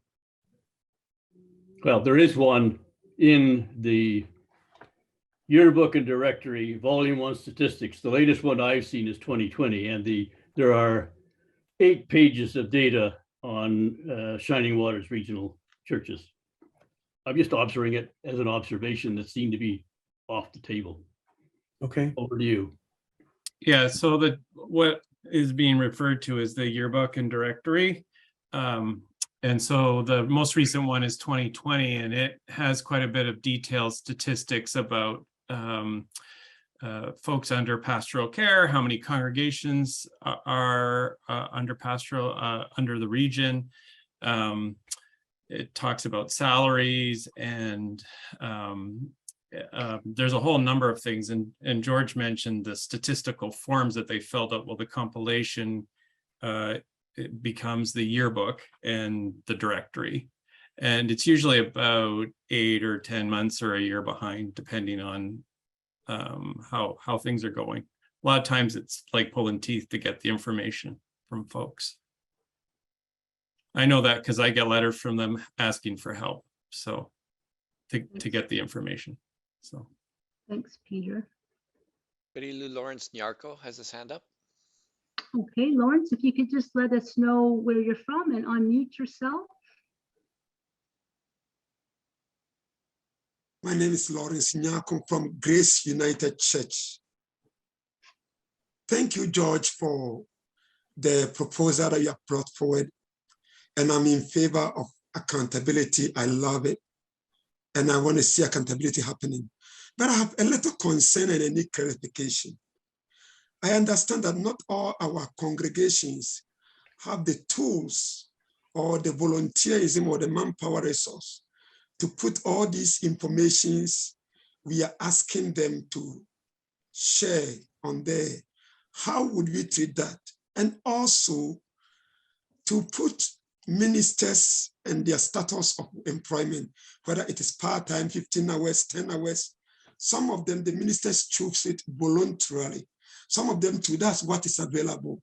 I wonder how much of that will be infringed. It will be kind of an opposition and an infringement on their personal privacy and life. So I'm kind of hesitant about this.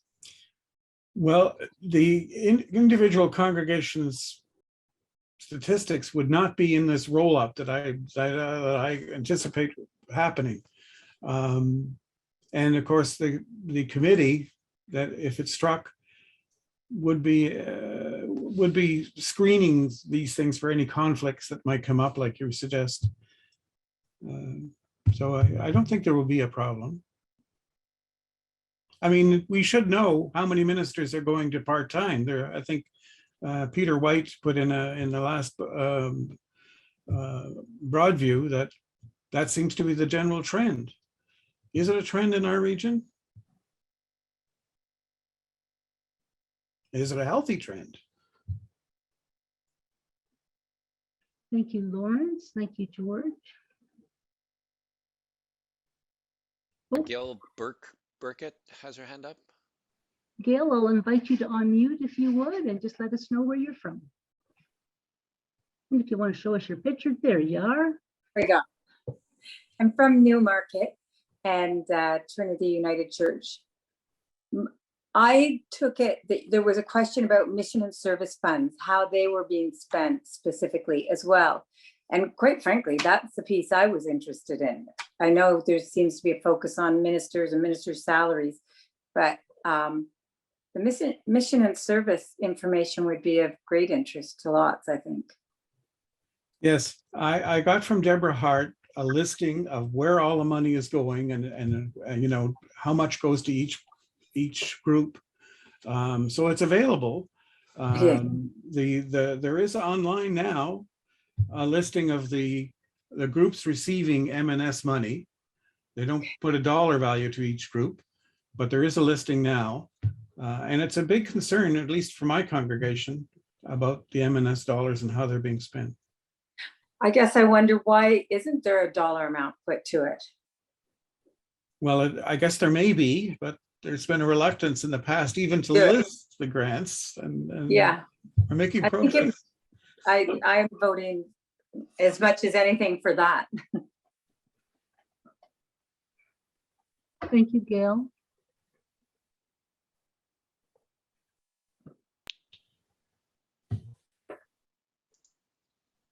I'm not seeing any more hands at this point, Betty Lou. And Kim, anything on the phone? Nothing? Okay, if there are no more questions or comments, I invite George to make his last comment.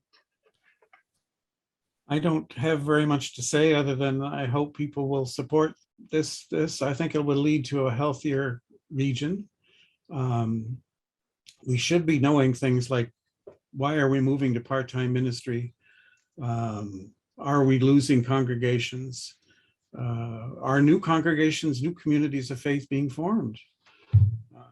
You know, I've been on the lay representative for many years. I don't know any of these numbers. So I'm asking for your support. Okay, thank you, George.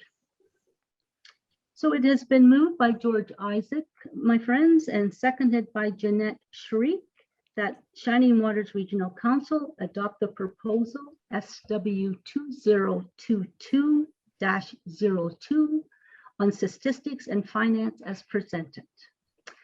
You have heard the motion before you. If you wish to vote yes, please raise your hand now. For participants on the phone, please use *9. And if there are multiple users sharing your computer, please type your vote in the chat to Kim.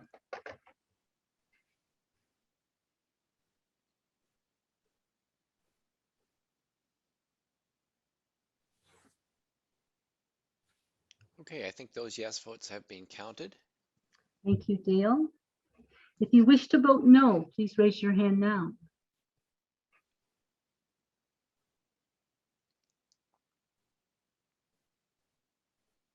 The no votes have been counted. Thank you, Dale. If you wish to abstain, I invite you to raise your hand now.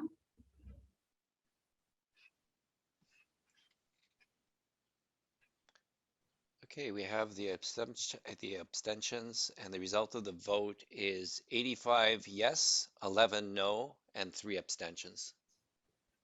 Thank you, Dale. The motion has been carried. So President, I just wanted to share a carrot for tomorrow. I'm glad folks are interested in the M&S fund and how money's being used. Deborah Hart is going to speak about the M&S fund tomorrow during the budget time. So we have sort of set aside some time for her to talk about M&S and granting, etc. Thank you, Peter. And you'll see on tomorrow's agenda that we have a panelist of 4 people coming to share with us some of their commoning projects that are on the go now, or how we can be intrigued or some insights as to how we can start to work within that commoning of living on the earth again. We are ahead of time, folks, and that's a good thing on a Friday night, I hope. Hope people are happy with that. I'm going to adjourn us and give us a blessing, and we'll gather tomorrow again virtually at noon, and we'll continue the business that's before us. So I declare this meeting adjourned to reconvene at noon tomorrow, Saturday, May the 28th, 2022. And may the blessing of God, the giver of every good and perfect gift, the blessing of Jesus Christ who summons us to service, and the blessing of the Holy Spirit that inspires generosity and love be with us all. Until we see tomorrow, amen.